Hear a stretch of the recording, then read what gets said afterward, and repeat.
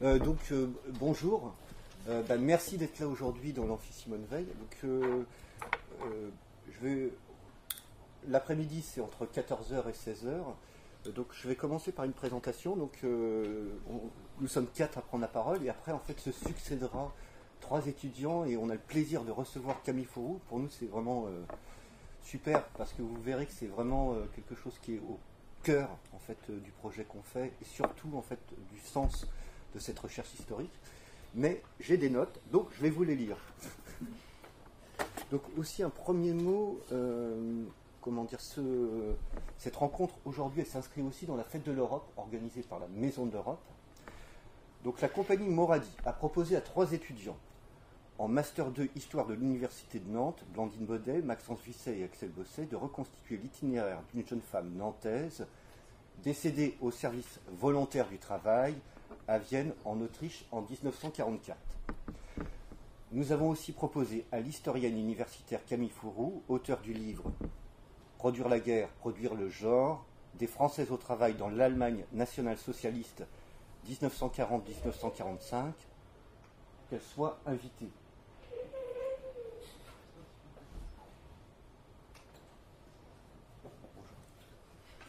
Donc nous sommes très contents que ce projet ait retenu l'attention de Stanislas Genesson et de l'Alliance Europa dans le cadre des projets pédagogiques innovants. Donc cet atelier histoire s'inscrit dans le cadre de notre démarche participative dans le quartier du Breil à Nantes, romance européenne, imaginaire, histoire et citoyenneté. Au cours de l'été 2020, nous avons ouvert des salons de discussion en prenant la liberté d'entrer et de sortir de l'Europe. À partir de ces rencontres, j'écris des pièces de conversation où les faits intimes et quotidiens s'entremêlent avec des préoccupations plus larges.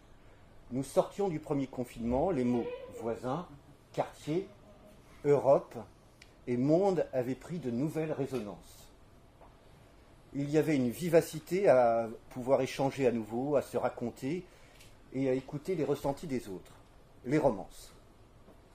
Des chansons qui relatent les aventures de l'amour, les souffrances, comment on fait son chemin, comment on trace sa vie, ces romances ainsi que de petits romans repliés sur eux-mêmes.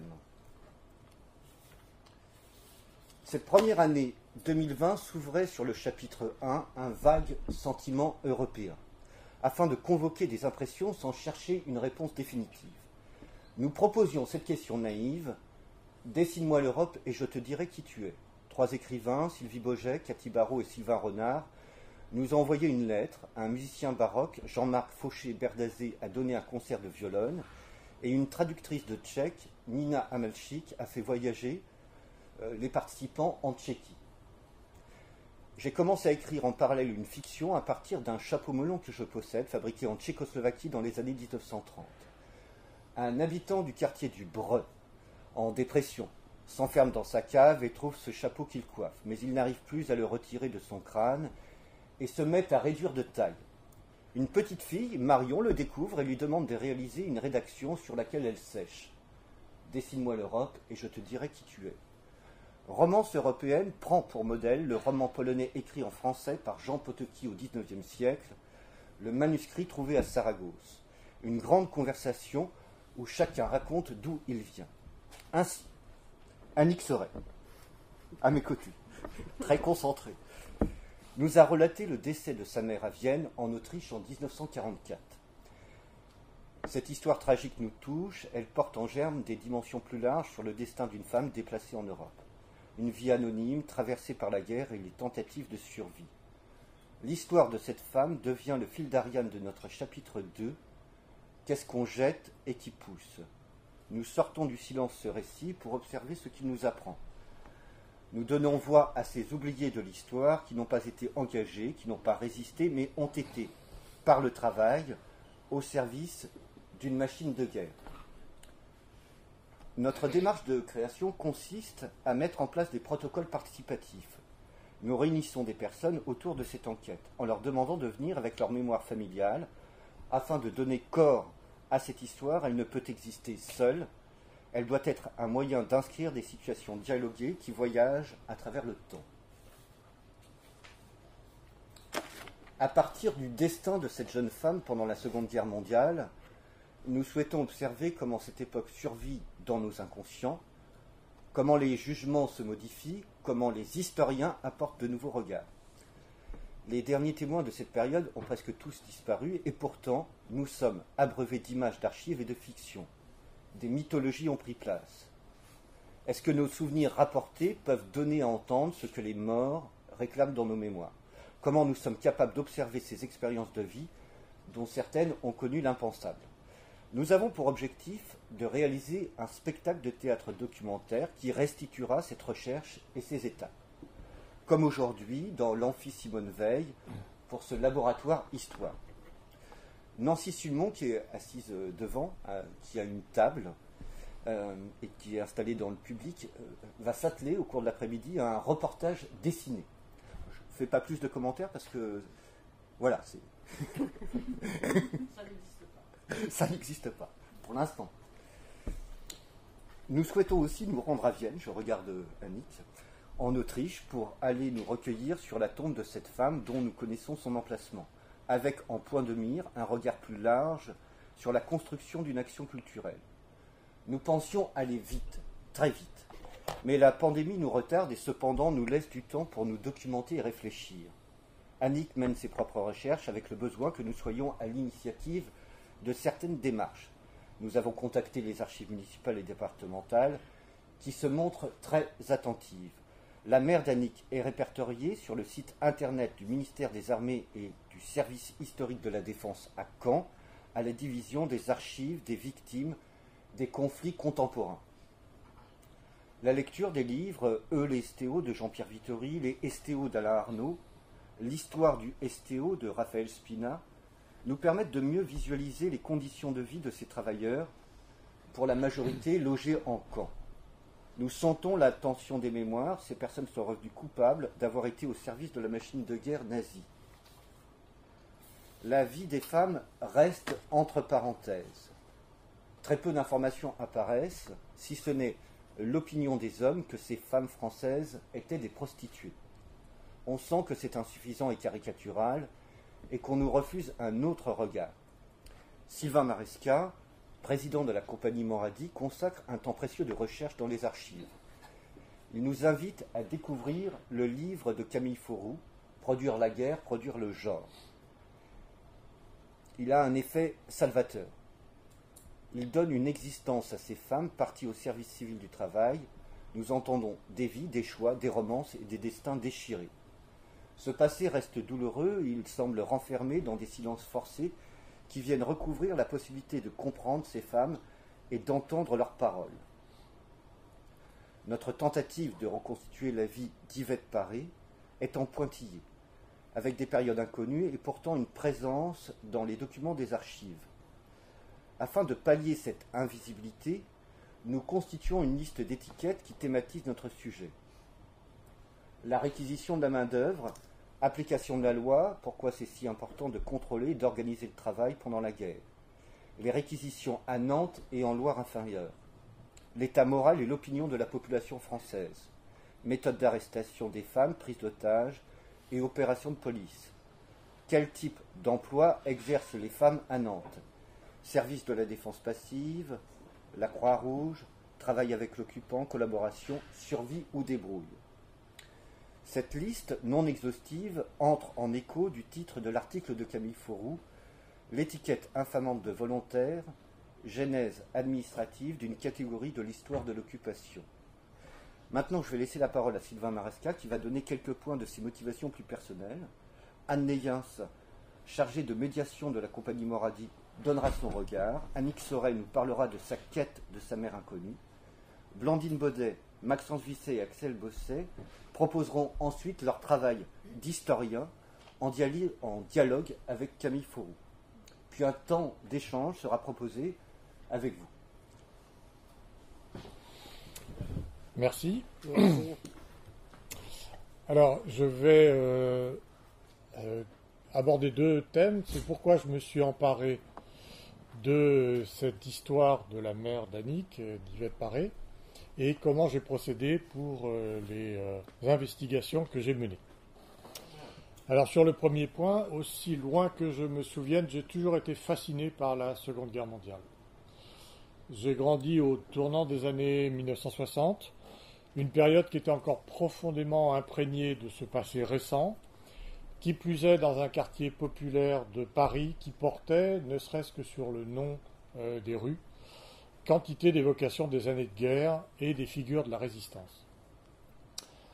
Je savais que mon père était parti travailler en Allemagne dans le cadre du service du travail obligatoire, le STO. Il n'y avait aucune trace de rébellion dans son parcours. Tout juste pouvais-je rêver au risque qu'il aurait pris en mai 1945 lorsqu'il traversa l'Allemagne défaite pour revenir en France. Il aurait donc repris sa liberté au lieu d'attendre qu'on le libère, ce qui en faisait pour ainsi dire un héros. Lui ne nous en a jamais parlé, et j'ignore d'ailleurs de qui je tiens le maigre récit de son séjour au service du Reich. En 1973, des éclairages nouveaux ont été apportés sur l'occupation par le retentissant film Le Chagrin et la Pitié de Marcel Ophuls, ainsi que par l'ouvrage de l'historien américain Robert Paxton, La France de Vichy, deux contributions décisives qui ont entamé le mythe d'une France qui aurait été majoritairement résistante. Je n'ai pas fait le lien, pour autant, un lien conscient entre cette face sombre de l'histoire française qui commençait à ressurgir et le parcours de mon père, qui, engagé dans la marine en 1938, avait continué de servir l'État français jusqu'au sabordage de la flotte à Toulon le 27 novembre 1942. Il est mort trop vite, en 1974, si bien que je n'ai jamais eu l'opportunité d'en parler avec lui à un moment où je me serais senti moi-même prêt à affronter la question. L'irruption du thème du travail en Allemagne durant la guerre dans le projet Romance européenne m'a donc immédiatement intéressé. Je me sentais concerné. Et c'est ainsi que j'ai commencé à rechercher des informations sur la carrière militaire de mon père et sur son expérience du STO. J'ai embarqué dans cette recherche mon frère, qui au départ n'en voyait pas vraiment l'intérêt, et qui s'est forgé au fil du temps la conviction que mon père ne s'était pas dérobé au STO parce qu'il aurait adhéré à l'idéologie pétainiste, ou encore, plus prosaïquement, parce qu'il n'avait rien de mieux à faire, et que, comme d'autres jeunes de son temps, cette opportunité de se dépayser l'attirait. Bon, personnellement, la question de la culpabilité possible de mon père ne me travaille pas. Je m'emploie plutôt à réunir des faits, à dénicher des documents, à attester, à vérifier. Je suis motivé avant tout par le désir de connaître qui était cet homme avant qu'il devienne mon père. À 18 ans, lorsqu'il s'est enrôlé dans les sous-marins. À 23 ans, lorsqu'il s'est laissé embarquer en Allemagne. À 25 ans, lorsqu'il en est revenu. Et pour ce faire, j'ai besoin de savoir comment on vivait à cette époque et comment lui-même a vécu cette époque. Et j'ai étendu la même approche documentaire à la mère d'Annick. À ce jour, je ne la connais pas moins que celui qui deviendrait mon père. Alors, comment j'ai procédé, les différentes étapes de l'enquête que j'ai menée? Pour découvrir ce qu'était l'expérience du travail obligatoire en Allemagne et tenter de mieux comprendre pourquoi des jeunes gens de l'époque acceptaient de s'y rendre quand d'autres s'y refusaient. Bon, en clair, comprendre pourquoi mon père, lui, ne s'était pas dérobé. J'avais commencé à lire les quelques ouvrages d'historiens publiés récemment sur la question que Ronan vient de mentionner. La rencontre avec Valérie Roux, la responsable des archives modernes, hospitalières et contemporaines aux archives départementales de Loire-Atlantique, nous a permis de disposer d'une liste détaillée de dossiers touchant de près ou de loin la question du STO. Je m'en suis emparé pour commencer à fouiller les archives, avec le double objectif de découvrir des documents de première main susceptibles de documenter l'épreuve du STO qu'avait pu vivre mon père à Berlin, ainsi que des éléments du dossier d'Yvette Paré. J'ai commencé en juin de l'année dernière. Le premier intitulé que nous avions donné à notre recherche était trompeur, les femmes et le STO. En effet, le STO n'a concerné que des hommes. Et c'est donc vers le dispositif précédent qu'il fallait nous tourner, à savoir la relève, créée par la loi du 4 septembre 1942, qui reposait sur le volontariat. Bon, un volontariat bien souvent contraint et forcé. On estime qu'un quart des travailleurs français partis volontairement travailler pour le Reich, pour le compte de la relève, étaient des femmes. La première fois que je suis allé aux archives, je n'ai tout bonnement rien trouvé sur les femmes, et encore moins sur Yvette Paré. De fait, j'ai rapidement compris que ma méthode de recherche était en cause. Face aux longues listes de noms à éplucher, les yeux se brouillent et j'en ai forcément laissé échapper quelques-uns. Mais surtout, je m'étais focalisé sur les noms de famille, recherchant particulièrement les patronymes Paré ou Moison, le nom de femme mariée d'Yvette. Et du coup, je faisais l'impasse sur le genre des personnes. J'y suis donc retourné et repris les mêmes dossiers, en me concentrant désormais sur les prénoms, ce qui m'a permis de repérer beaucoup de femmes dans des listes de personnes embauchées au service des Allemands à Nantes, ou dans des listes de femmes dûment parties en Allemagne, ou encore parmi des personnes arrêtées pour faire pression sur un fils ou un frère qui ne s'était pas rendu au départ du train. En consultant des avis de recherche établis par la police de Nantes, j'ai fini par découvrir que le 14 octobre 1943, Yvette Moison était recherchée pour avoir signé son contrat de travail, touché la prime de 1000 francs, mais n'être pas partie comme convenu. Elle était toujours recherchée le 30 octobre 1943. L'avis de recherche précisait son dernier domicile connu, 10 rue de Santeuil, dans le centre de Nantes, qu'elle aurait quitté sans communiquer sa nouvelle adresse, et l'avis signalait qu'elle était recherchée infructueusement en tout lieu utile, c'est-à-dire en fait un euphémisme pour masquer la mollesse délibérée avec laquelle la police s'acquittait de ses recherches. On tenait ainsi la première confirmation qu'Yvette avait bien souscrit un contrat de volontaire, quand et où on l'ignore, et qu'elle s'y était dérobée, se rendant ainsi coupable d'une escroquerie à la prime qui semble avoir été assez fréquente en cette fin 1943, où particulièrement à Nantes après les terribles bombardements du mois de septembre, quasiment plus personne ne partait en Allemagne.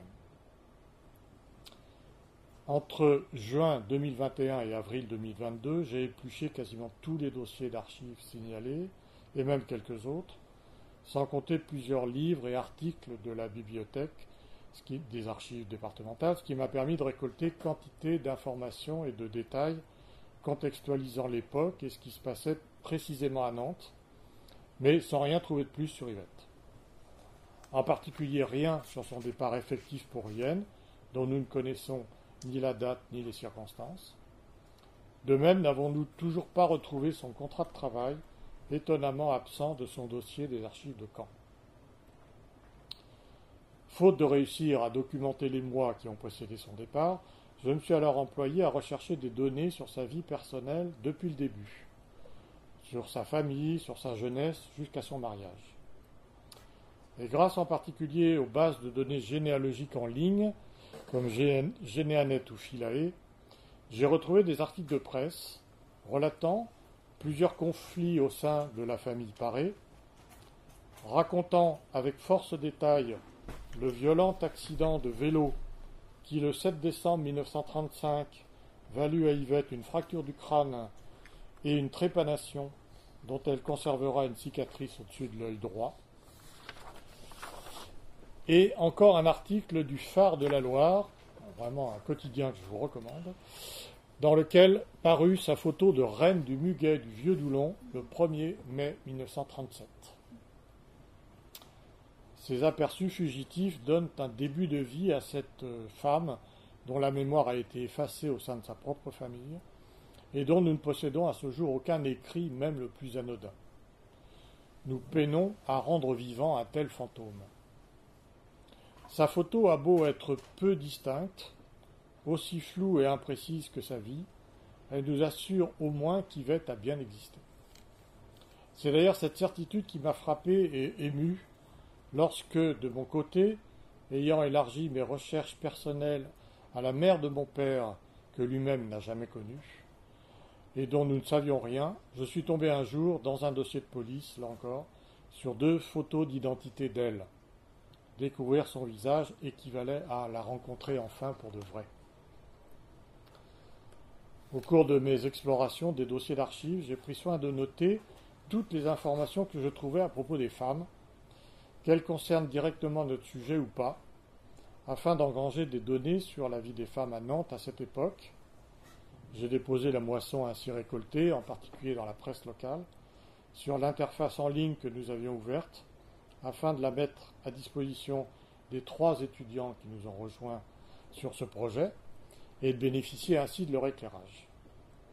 J'y ai déposé également mes notes de lecture d'ouvrages sur Nantes sous l'occupation, sur les femmes pendant la guerre, ainsi que quelques récits de témoins directs. À défaut d'avoir déniché les informations décisives qui nous manquent sur le parcours qui a conduit Yvette jusqu'à Vienne, nous disposons désormais d'une volumineuse documentation qui devrait nous permettre de mieux comprendre dans quel contexte elle s'est débattue dans l'adversité. Alors je poursuis, avant de laisser la parole à Annie. Donc, lorsque nous avons lancé le projet Romance européenne sur le quartier du Breil à Nantes en 2020, avec cette idée d'interroger les perceptions et représentations des habitants sur l'Europe, le sujet suscitait encore quelques retenues, notamment parmi certains agents de la collectivité qui disaient « L'Europe, c'est loin des réalités quotidiennes des habitants. En quoi vont-ils se sentir concernés ?» Lors de nos salons Labo Europe, nous mettons en place des protocoles d'entretien pour échanger autour de la question. L'un se raconte quand l'autre prend des notes, avec cette consigne de se placer au service de la personne qui témoigne, sans l'interrompre dans son déroulé avec des jugements ou des commentaires personnels. Je me retrouve ainsi à recueillir le récit d'Annick. Et effectivement, son premier mot est de me dire « L'Europe, moi je suis vieille, qu'est-ce que tu veux que je te raconte ?» Je lui réponds « Si tu es vieille, remontons le temps. Commençons par le début. C'est quoi ton premier souvenir d'Europe ?» C'est là qu'elle m'apprend que sa mère est décédée à Vienne en Autriche en 1944, qu'elle serait partie au STO, ou plutôt qu'elle se serait portée travailleuse volontaire. Nous reviendrons sur la définition de ces catégories lors de cette séance, je pense. Bref, qu'elle ne l'a jamais connue, que son histoire est restée un tabou dans sa famille, et qu'elle n'a commencé à en apprendre quelques bribes qu'à l'approche de la mort de son père, en 1986, lorsqu'il lui remet l'acte de décès de sa mère. Un habitant du Breil, avec qui nous échangions il y a quelques semaines, disait « Nous sommes tous des enfants de la guerre. Elle a laissé des traces dans toutes les familles. » En 2002, j'ai recueilli le récit de ma grand-mère sur cette période dans l'Yonne. Elle avait 19 ans, en 1942, lorsqu'elle a rencontré mon grand-père dans un de ces bals clandestins qui avaient lieu le dimanche après-midi dans les granges. Il était accordéoniste dans un groupe. Il aurait dû être parti au STO, mais c'était un insoumis, comme elle disait. Il a travaillé et s'est caché dans les fermes jusqu'en 1944, avant de s'engager dans la résistance et de partir en Allemagne. Quand il est revenu, il n'en a jamais parlé. À la campagne, ils n'ont pas souffert de la faim, mais ma grand-mère m'a parlé de ces moments de terreur de la guerre, des abus, des privations, de la grisaille et des interdits, et aussi de cette liberté et de cette jeunesse qu'ils avaient l'impression qu'on leur volait.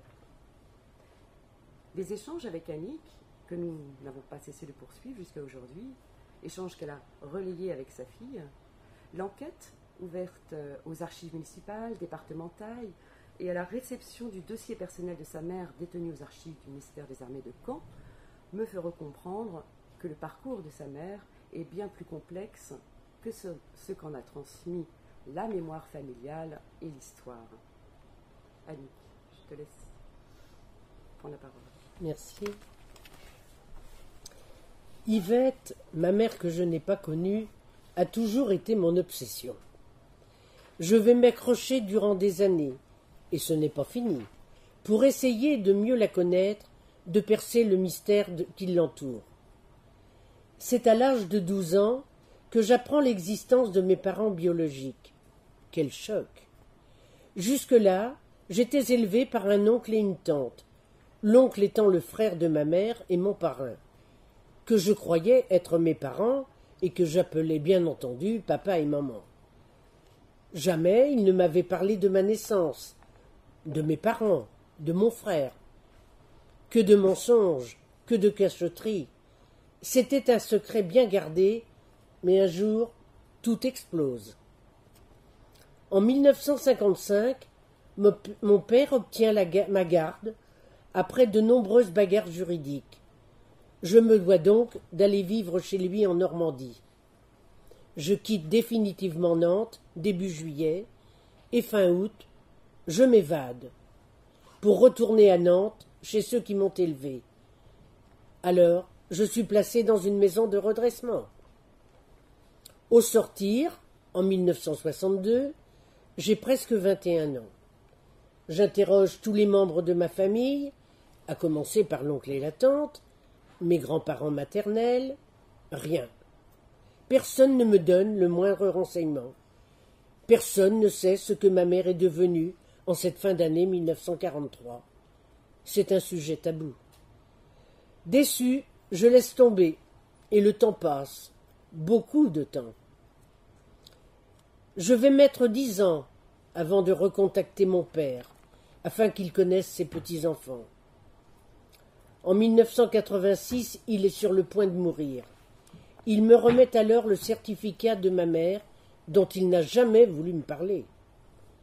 J'apprends ainsi qu'elle est décédée le 1er janvier 1943 à Vienne, en Autriche, avec un numéro de déportation.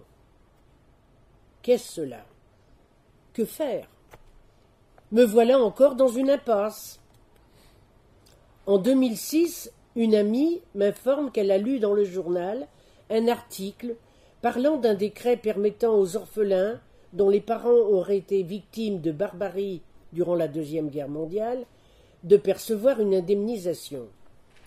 Après renseignement, il s'avère qu'il faut aller à Caen, aux archives des victimes des conflits contemporains, où sont tous les documents relatifs à la Seconde Guerre mondiale.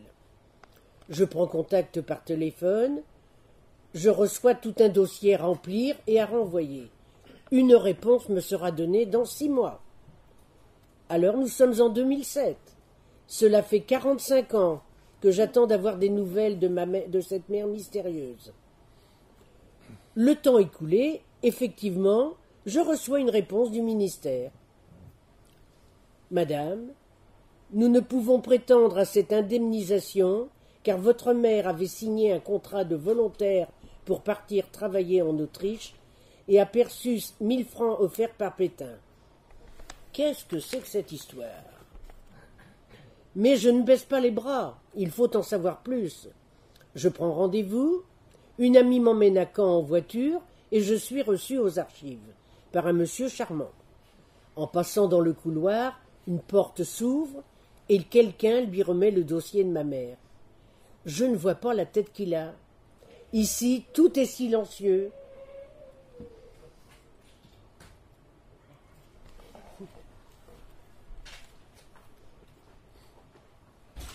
Ici, tout est silencieux, feutré, mais mon cœur bat très fort.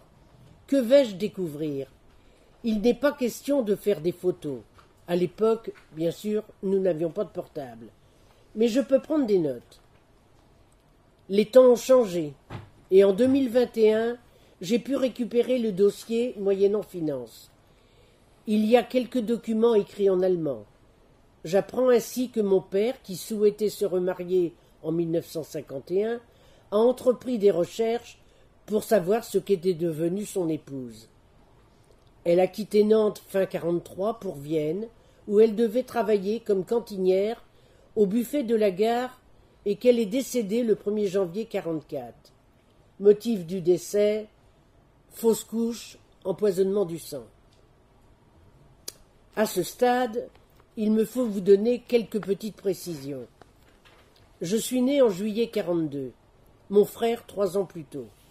En novembre de cette même année, mon père est hospitalisé à Pontchaillou, à Rennes, d'où il sortira en février 1944.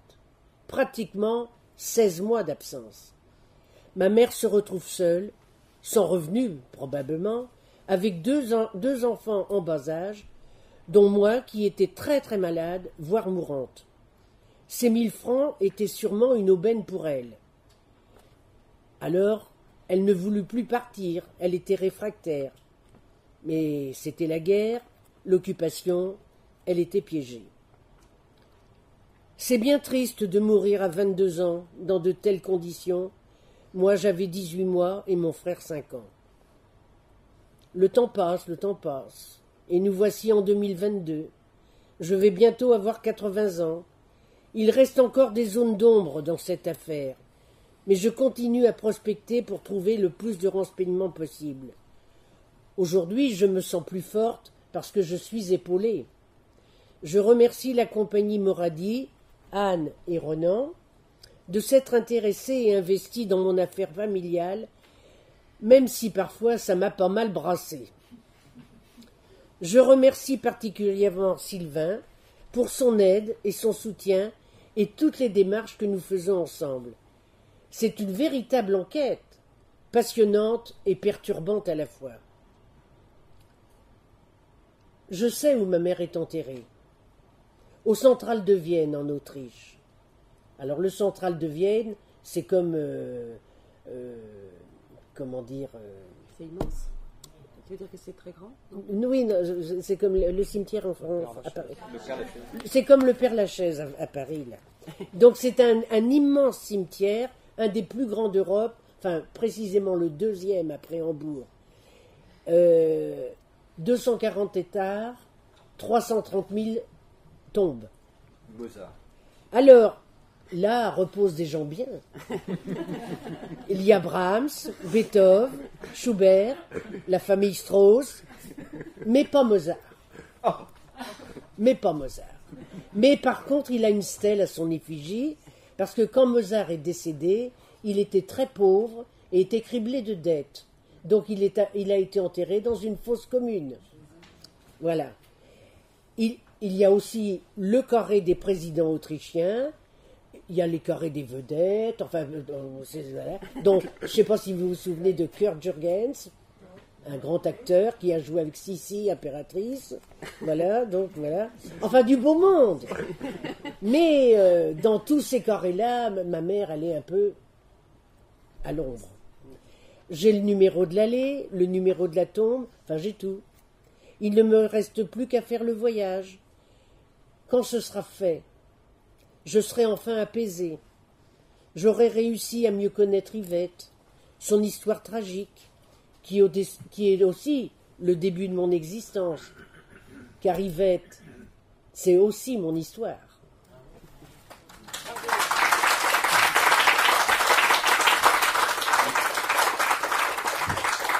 Alors, pour reprendre, avant d'inviter les étudiants à prendre la suite, juste pour préciser, pour ma part, je continue à me questionner sur l'histoire de ce dossier de Caen, avec ces demandes de la mention morte en déportation, faite par le père en 1955 et finalement par le mari en 1986, peu avant son décès, mentions qui seront toujours refusées. Je pense qu'il serait intéressant de revenir sur la création de ces classements, marqués par des préoccupations politiques et les enjeux financiers de l'état d'après-guerre. La famille avait peut-être elle-même effectivement des enjeux financiers à obtenir cette mention morte en déportation et par là même une pension. La demande du mari à l'approche de sa propre mort me pose question. Les motivations sont peut-être à aller chercher à un autre endroit que le simple aspect financier. Celle de la reconnaissance d'une jeunesse et d'une famille détruite pendant la guerre. En tout cas, les questions qui ne m'auront pas quitté tout au long de cette enquête. C'était quoi être une jeune femme? Enfin, non, c'était quoi tout simplement déjà être jeune dans ces années troubles de l'occupation? C'était quoi être une jeune femme, a priori apprentie couturière, dans cette époque encore très patriarcale, accentuée par le gouvernement de Vichy et l'occupation allemande?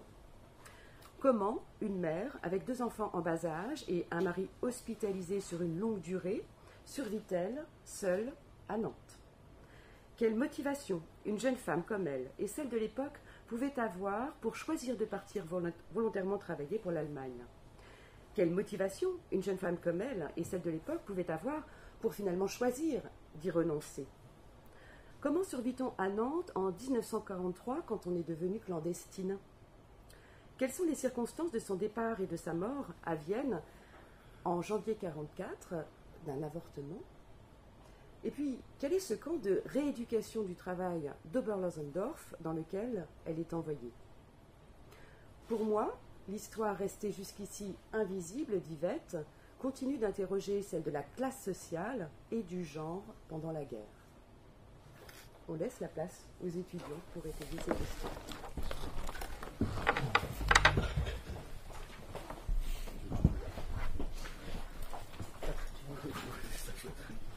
Ouais, Merci.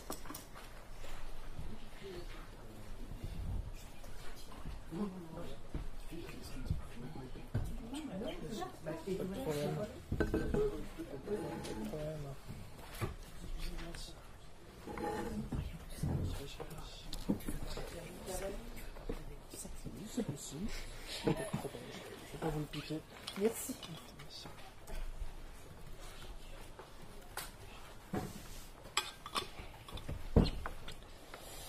Très bien. Donc, après ces poignants témoignages et éclairages sur la vie d'Yvette Paré et les raisons qui nous ont poussés à nous intéresser à son parcours singulier, nous souhaitons revenir tous les trois sur notre rôle d'étudiant en histoire dans le montage de ce projet.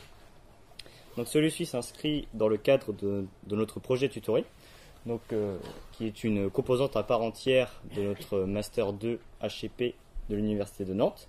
Donc c'est le Master 2 Histoire, Civilisation et Patrimoine. Donc quand le projet nous a été proposé par Monsieur Jansson, ici présent, et la compagnie Moradi, l'objectif premier était d'y apporter une caution historique grâce à l'expérience que nous avons emmagasinée au cours de notre cursus universitaire.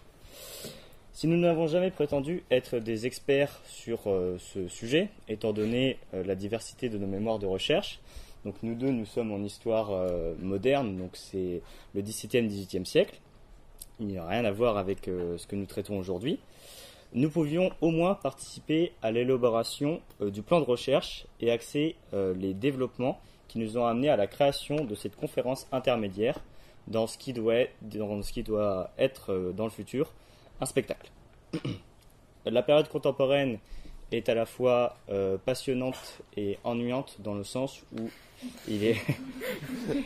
C'est mon avis d'historien moderniste qui parle, mais bon, est à la fois passionnante parce qu'il est possible de trouver une multitude de sources, mais rarement celles qui nous intéressent vraiment, et le cas d'Yvette Paré en est la preuve la plus flagrante. Donc vous avez pu l'entendre avec monsieur Sylvain Marasca à l'instant.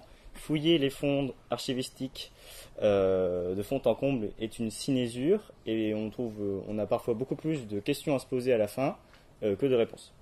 Des questions, il y en a par ailleurs, et Anne en a mentionné un certain nombre. Donc nous ne pourrons sans doute pas répondre à toutes les questions car il nous faudrait un cycle de conférences entier pour ce faire, mais nous tâcherons d'éclaircir un peu le brouillard autour de cette chronologie d'Yvette Paré. Mais d'abord, permettez-nous de revenir sur le concept de caution historique. Qu'est-ce que nous entendons par là? Il ne s'agit pas seulement de vous apporter une information sans explication. Tout le monde n'est pas historien, et encore moins historien de ce sujet. Aussi, nous avons le devoir d'expliquer et de vulgariser ce sujet, mais il faut faire attention, pas de n'importe quelle manière. La Seconde Guerre mondiale est encore un sujet très difficile à appréhender de nos jours, pour deux raisons. Le premier est la proximité temporelle, donc, comme nous avons pu le voir avec M. Sylvain Marasca ou Mme Annick Sauret, qui témoignent directement de leur famille dans cette guerre. Cela implique une charge émotionnelle forte qui vient s'opposer au devoir d'objectivité de l'historien, qui se doit de rester neutre dans son propos, de ne pas commettre de jugement de valeur ni d'opinion personnelle. Le deuxième est la nature de l'événement en lui-même, celle de l'occupation allemande, sur laquelle nous reviendrons juste après. Tout le monde a entendu lors de sa scolarité ou lorsqu'il discute avec des proches des termes de traître, de collaboration ou de résistance, etc. Il y en a bien d'autres, je ne peux pas tous les énumérer ici. Mais il faut savoir que dans la fièvre de la libération, alors que les occupants prenaient la fuite et que les forces alliées et la résistance reprenaient petit à petit le territoire français, la société française était presque binaire entre ceux qui ont résisté à l'occupant nazi, qui ont donc participé à la résistance, et les autres qui ont soit travaillé, soit collaboré, ou soit, pour certains, sympathisé, qui ont été d'accord avec les idées du Reich. Mais il y avait d'autres personnes qui ont oscillé entre ces deux camps. Des personnes qui, en fonction des événements et en fonction du contexte, étaient parfois plus proches des résistants et parfois plus proches des Allemands. Ce mythe de la France résistante, que le général de Gaulle a tenu à faire passer aux générations suivantes, a eu comme le revers de la médaille de classer, entre guillemets, tout ce débat autour de ce qu'était la collaboration. Comme nous allons le voir tout au long de cette conférence, celles et ceux que l'on traduit en justice pour des faits de collaboration n'étaient pas nécessairement des personnes acquises à la cause du Führer. Au contraire, l'engagement idéologique est même comparativement assez faible. Les gens ne se sont portés volontaires ou ont collaboré parce qu'ils y trouvaient un intérêt personnel ou parce que, bien souvent, la situation économique le requérait. Après, il est vrai qu'il y a des personnes qui ont vraiment collaboré et vraiment sympathisé avec le Reich. Et là, par contre, bon, c'est une autre histoire. Mais en tout cas, pour le cas d'Yvette Paré, qui s'est engagée pour aller travailler en Allemagne, elle fait partie de ces milliers de Français à qui l'on a reproché ces faits sans avoir nécessairement cherché à comprendre les raisons qui l'ont poussé à aller dans cette voie. Et donc, en expliquant le contexte national de la France entière, puis en recentrant autour de la ville de Nantes pour avoir un aspect plus local, nous tâcherons de comprendre et d'expliquer pourquoi Yvette Paré et avec elle des milliers de Français et de Françaises se sont engagés pour aller travailler en Allemagne. Je devais me charger donc de la partie concernant le contexte. Étant donné que nous avons un peu de retard, je vais résumer 6 pages en l'espace de quelques lignes pour gagner un maximum de temps. Je pense que si vous êtes ici, vous êtes déjà renseigné sur cette période, celle de la France de Vichy. Donc vous savez que la France signe l'armistice le 22 juin 1940 avec l'Allemagne et qu'elle est coupée en deux, avec donc la ligne de démarcation, avec au nord une zone occupée, administrée par les Allemands, et au sud une zone soi-disant indépendante sous l'État de Vichy, à la tête duquel se trouve le maréchal Pétain. Alors que fait le maréchal Pétain dans cette zone dite libre ? Il instaure ce qu'il appelle la Révolution nationale, alors, qui comporte évidemment plein d'aspects, mais celui qui va nous intéresser le plus, c'est surtout sa politique familiale, puisqu'il va chercher à recentrer la France autour de ses traditions, et dans ces traditions, selon lui, il y a l'image de la mère qui reste au foyer et qui reste élever ses enfants, tandis que le mari va travailler. Alors cette image que promeut le régime de Vichy, elle entre assez rapidement en contradiction avec les conditions socio-économiques du temps et sur lesquelles on va insister pour à la fois vous expliquer pourquoi des personnes comme Yvette ont pu partir en Allemagne. Et notamment, l'un des problèmes majeurs de cette période, c'est l'approvisionnement. Les Allemands ont des besoins énormes pour leurs hommes, notamment à partir du moment où ils ouvrent un nouveau théâtre de guerre en juin 1941 contre l'Union soviétique.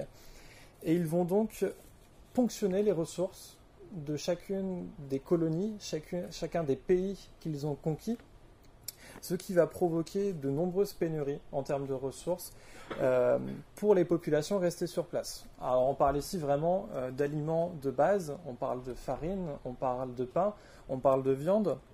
Donc, ce sont des choses qui vont très rapidement être amenées à disparaître et on va voir l'apparition donc, de ce que vous voyez ici, de ce qu'on appelle les tickets de rationnement, dont vous avez sûrement entendu parler, qui vont organiser, je dirais, la vie le quotidien de millions de Français à partir de 1940, puisqu'au final, leur vie en fait va se résumer presque à faire la queue devant les magasins vides, la plupart du temps, pour espérer obtenir un peu de nourriture pour pouvoir manger.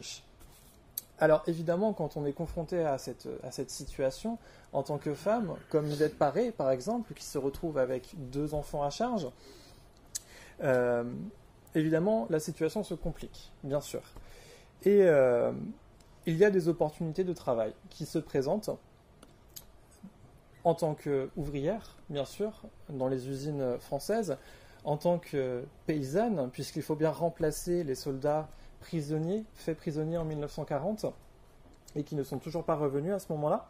Mais il y a aussi les opportunités d'emploi qu'offre l'Allemagne et qui nous intéressent plus particulièrement ici. Alors, M. Maresca en a parlé de 3, sur lesquels je vais revenir très rapidement. Donc le premier, c'est le volontariat, donc des personnes qui choisissent d'elles-mêmes de se présenter à des bureaux d'embauche allemands, attirés par la prime de 1000 francs dont on parlait, qui est effectivement une somme qui est absolument énorme à l'époque. Et ces personnes, elles vont s'engager parce qu'on leur promet des meilleures conditions de vie sur place, tout simplement. On leur promet un bon salaire, on leur promet de la nourriture, on leur promet un logement, bref, quelque chose qui vient vraiment contraster en fait avec le quotidien de ce qu'on peut trouver en France.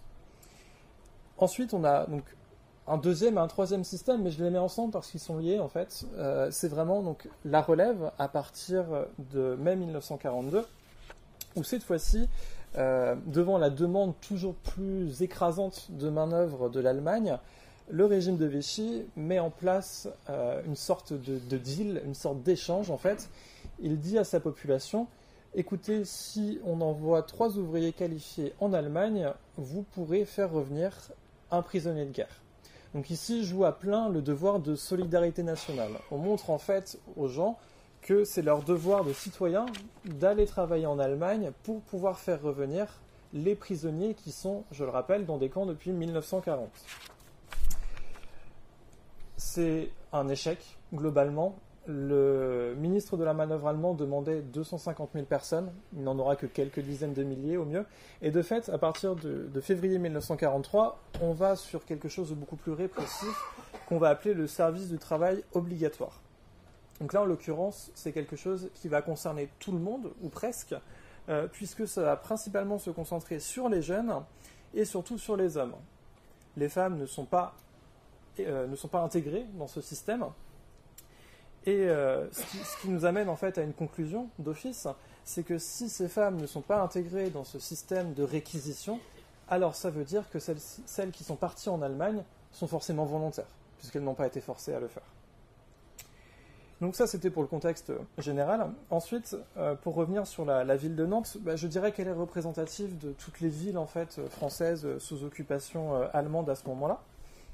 Et qu'évidemment, la vie n'est plus jamais la même, avec des soldats allemands partout dans les rues. Tous les aspects de la vie culturelle et artistique sont contrôlés par les Allemands. Les affiches de propagande sont absolument partout. Il est interdit désormais de se balader entre minuit et 3 heures du matin, autant de règles que je ne vais pas vous énumérer. Néanmoins, j'assiste encore une fois sur le fait que vivre à Nantes, comme dans toute ville, c'est particulièrement difficile, notamment avec ces problèmes d'approvisionnement. Je prends l'exemple des boulangers de Nantes qui, dès juillet 1940, ne parviennent plus à assurer la production des 60 000 et quelques kilos de pain quotidien nécessaires pour nourrir la population. Et 1 an plus tard, on constate qu'un consommateur classique n'a besoin que il a besoin de nutrition, bien sûr, de protéines, et par semaine, on ne lui donne que 240 grammes de viande. En sachant, vous comparez aujourd'hui avec ce qu'on a, avec un steak de 300 grammes, vous imaginez que voilà, c'était pendant 1 semaine, et encore, ce n'était pas toujours garanti. Donc la ville est de plus en plus ponctionnée, encore plus à partir de 1943, et les bombardements, où là, c'est tout le système qui est désorganisé totalement. Et donc c'est dans ce cadre qu'on va arriver justement donc, sur le parcours d'Yvette Paré et de sa vie plus en détail.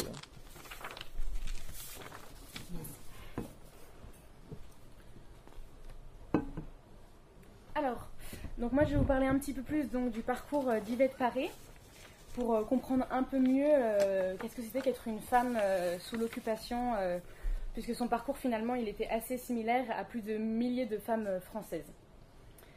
En effet, la vie d'Yvette, elle symbolise les difficultés que toutes ces femmes ont rencontrées dans une guerre qui aura vraiment brouillé tous leurs repères qu'on peut considérer comme traditionnels et qui auront mis en danger leur vie. Anne se demandait auparavant ce que ça faisait d'être une femme pendant l'occupation, alors nous allons tâcher d'y apporter quelques éléments de réponse en se basant sur donc, le parcours d'Yvette. Alors elle se marie à l'âge de 16 ans et demi, le 23 avril 1938, avec, donc son acte de naissance, pardon, avec Honoré Théophile Marie Moison, donc qui est un charpentier de la région.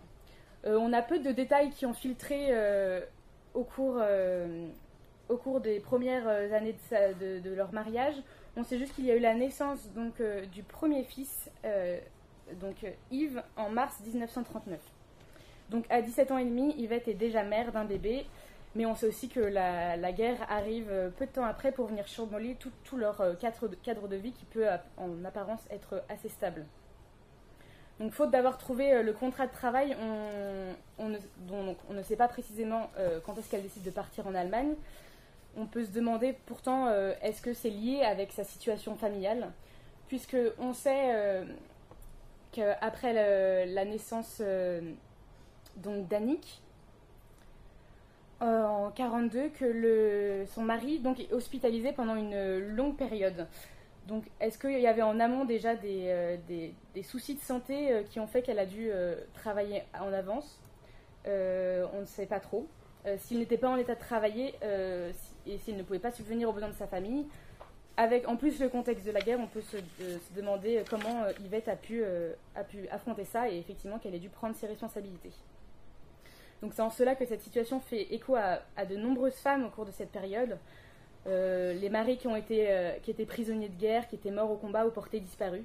Donc dans un contexte de pénurie, on voit que les femmes ont été contraintes de prendre un travail afin de percevoir un peu d'argent et payer les maigres ressources alimentaires à leur disposition. Donc on imagine bien que la proposition du contrat de travail volontaire était alors attrayante, car en échange d'un déplacement en Allemagne, il était possible d'envoyer de l'argent à sa famille. En tout cas, dans le cas d'Yvette, on sait que son départ n'intervient pas tout de suite, puisque donc la naissance d'Annick en juillet 1942 vient bouleverser, semble-t-il, les plans, alors qu'elle aurait probablement signé son contrat de travail avant.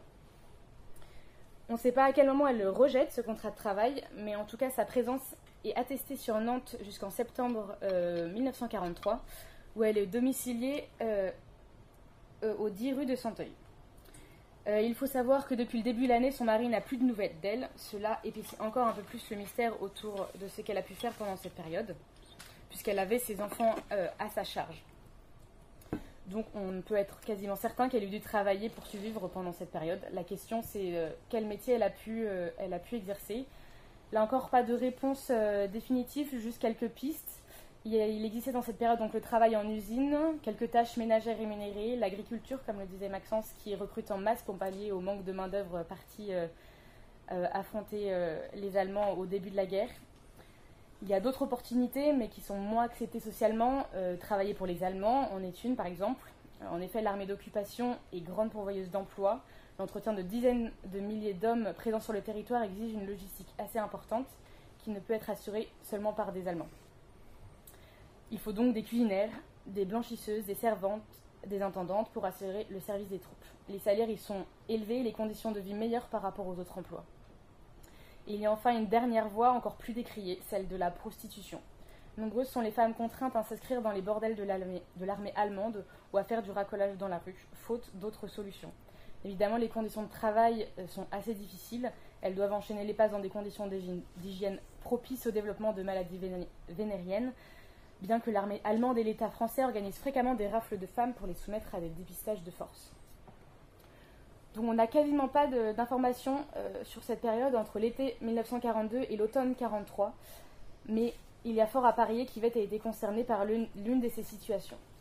À partir de ce moment-là, des informations contradictoires entrent en jeu. Réfugiée, c'est son frère Émile et son épouse Blanche. Yvette aurait apparemment été arrêtée par des hommes, selon son témoignage, en armes au domicile de son frère à la fin de l'automne 1943. Pourtant, il n'y a aucune trace dans les archives de cette arrestation, sachant que M. Maresca a trouvé dans les archives départementales un avis de recherche de la police qui précise qu'au 30 octobre 1943, Yvette aurait quitté le domicile sans communiquer sa nouvelle adresse. Donc impossible de savoir ce qui s'est réellement passé. ou de moins quand cela est arrivé. On ne sait pas d'ailleurs qui sont les hommes qui sont venus la chercher, s'ils étaient reliés aux Allemands, ce qui est assez étonnant dans la mesure où, s'il s'agissait de policiers, une trace de cette intervention aurait dû être conservée dans les archives municipales de Nantes et aussi dans les archives départementales un mois plus tard. Le motif aussi de cette arrestation reste encore un mystère. Plusieurs hypothèses sont possibles. Ou bien elle a été rattrapée par le bureau d'embauche allemand auprès duquel elle avait signé son contrat de travail, ou bien elle a été arrêtée par un larcin, ou bien la police a-t-elle décidé de l'embarquer pour mauvaises mœurs. Nous savons simplement qu'elle est ensuite transférée probablement par le train dans les faubourgs de la capitale autrichienne jusqu'à Vienne. Le lieu et la date exacte de son départ sont aussi inconnus. Et sur place, un des documents du dossier de camp provenant du commissariat général de l'action sociale pour les Français travaillant en Allemagne indique qu'elle travaille en tant qu'employée de cuisine dans l'auberge Westbahnhof. Donc ce qui signifie littéralement gare de l'Ouest.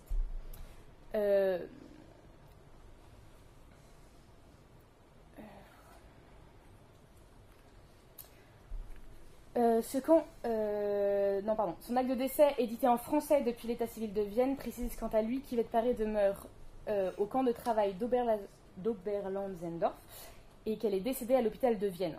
Ce camp, il est connu pour avoir quelques-unes de ses sections réservées aux femmes travailleuses étrangères.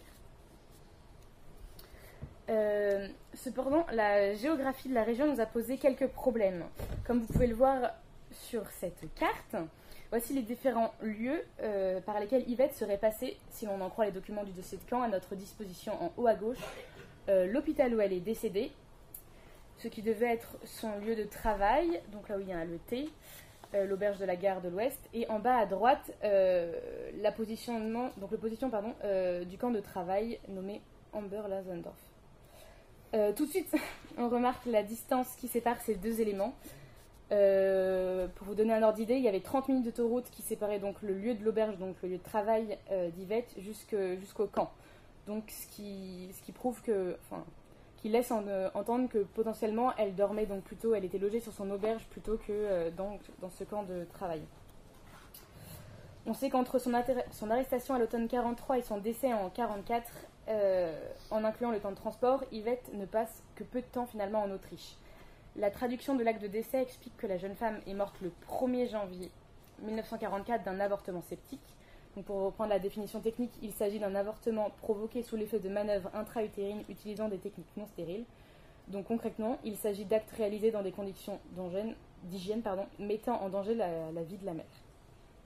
Quant à la raison de l'avortement, deux hypothèses possibles. Soit Yvette y a été contrainte par les services du camp, thèse à laquelle s'oppose Camille Fourreau car elle était une travailleuse de l'Ouest et non de l'Est, soit il s'agissait d'un acte volontaire. Yvette se sachant enceinte avant son départ à Vienne et ne voulant accoucher sur place.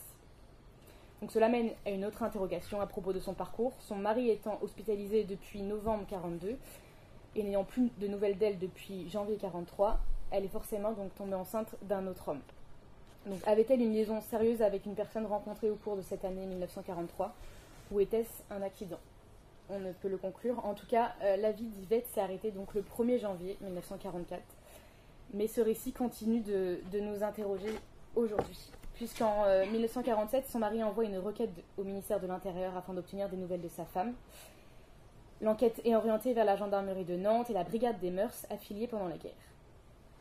Le 29 janvier 1948, un document du ministère des Anciens Combattants à propos de la régularisation de l'état civil d'un non-rentré indique que le dernier domicile connu d'Yvette avant sa déportation était Redon, mais très vite un document, là encore contradictoire, apparaît dans le dossier de camp. L'acte de décès français est officiellement établi le 4 mars 1948 et le dernier lieu de domicile connu est alors Port-Saint-Père, lieu d'habitation de ses parents. On voit là ici qu'il y a deux histoires qui s'écrivent et qui s'opposent. En fait, les parents d'Yvette et le mari vont demander, comme beaucoup de familles dont l'un des membres est mort à l'étranger, la mention de mort en déportation. Cette distinction est importante car elle ouvre le droit à des pensions pour les proches encore en vie, au titre du préjudice subi par la disparition d'un des membres de leur famille. Les parents d'Yvette et son mari, avec qui ils n'avaient pourtant plus de contact, ont tous deux envoyé des lettres au service d'État pour obtenir ce statut. Apparemment, les deux parties ne communiquaient déjà plus en juin 1947. Une notice du ministère de l'Intérieur explique que le mari est mort sans nouvelles de sa femme depuis janvier 1943, alors que les parents ont été informés du décès dès janvier 1944. Néanmoins, la réponse tombe en 1986, soit 42 ans après le décès de la jeune femme. La mention morte en déportation lui est refusée, au motif qu'elle était volontaire au départ en Allemagne, qu'elle ne rentre pas dans le cadre de la loi de 15 mai 1985 accordant la mention aux personnes décédées dans un camp de déportation et au cours de leur transfert vers ce camp. Oui. On va enchaîner du coup sur la dernière partie, donc avec la participation de Madame Camille Fourou qui nous fait l'honneur de sa présence. Oui. Je laisse Madame venir s'installer ici Oui. et Axel la présenter en quelques lignes. Donc, Madame Camille Fourou, vous êtes maîtresse de conférences à l'Université de Toulouse et au Centre de recherche historique à l'École des hautes études en sciences sociales, donc l'EHESS. Vous avez réalisé vos thèses à l'EHESS à Paris de novembre 2009 à novembre 2016. Celle-ci s'intitulait « Les travailleuses civiles de France, des femmes dans la production de la guerre de l'Allemagne nationale socialiste de 1940 à 1945 ». Depuis, vous avez poursuivi vos travaux en publiant divers articles et notamment un ouvrage que vous avez nommé, et qu'on a déjà fait mention, « Produire la guerre, produire le genre, des Françaises au travail dans l'Allemagne nationale socialiste 1940-1945 ». Paris aux éditions de l'EHESS en 2020. Dans ce livre, vous vous interrogez sur le parcours de dizaines de milliers de femmes parties travailler en Allemagne, sur les raisons qui les ont poussées à partir, comme sur leurs conditions de vie une fois arrivées sur place. Vous expliquez dans le premier chapitre avoir choisi ce sujet de recherche après la lecture du roman La douleur de l'écrivaine Marguerite Duras. Donc je me permets de vous poser la première question de cet entretien. Qu'est-ce qui vous a marqué dans celui-ci au point de vous convaincre de vous lancer dans cette recherche ? Eh bien, si quelqu'un a déjà lu La douleur de Marguerite Duras, c'est la nouvelle dans laquelle elle raconte le retour de son amant, donc c'est pas son mari, son amant Robert Anten qui est déporté. Et donc elle raconte qu'elle est à la gare et qu'elle voit les gens qui rentrent d'Allemagne.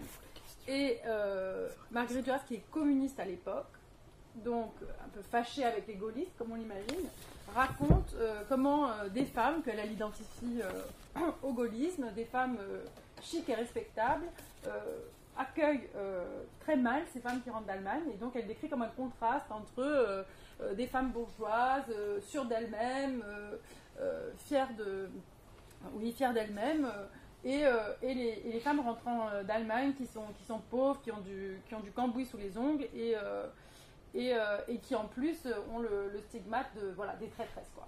Et ce qui m'a intéressée, c'était à la fois cette scène qui m'a parlé de quelque chose que j'ignorais complètement, et aussi, on peut dire, l'empathie de Marguerite Duras.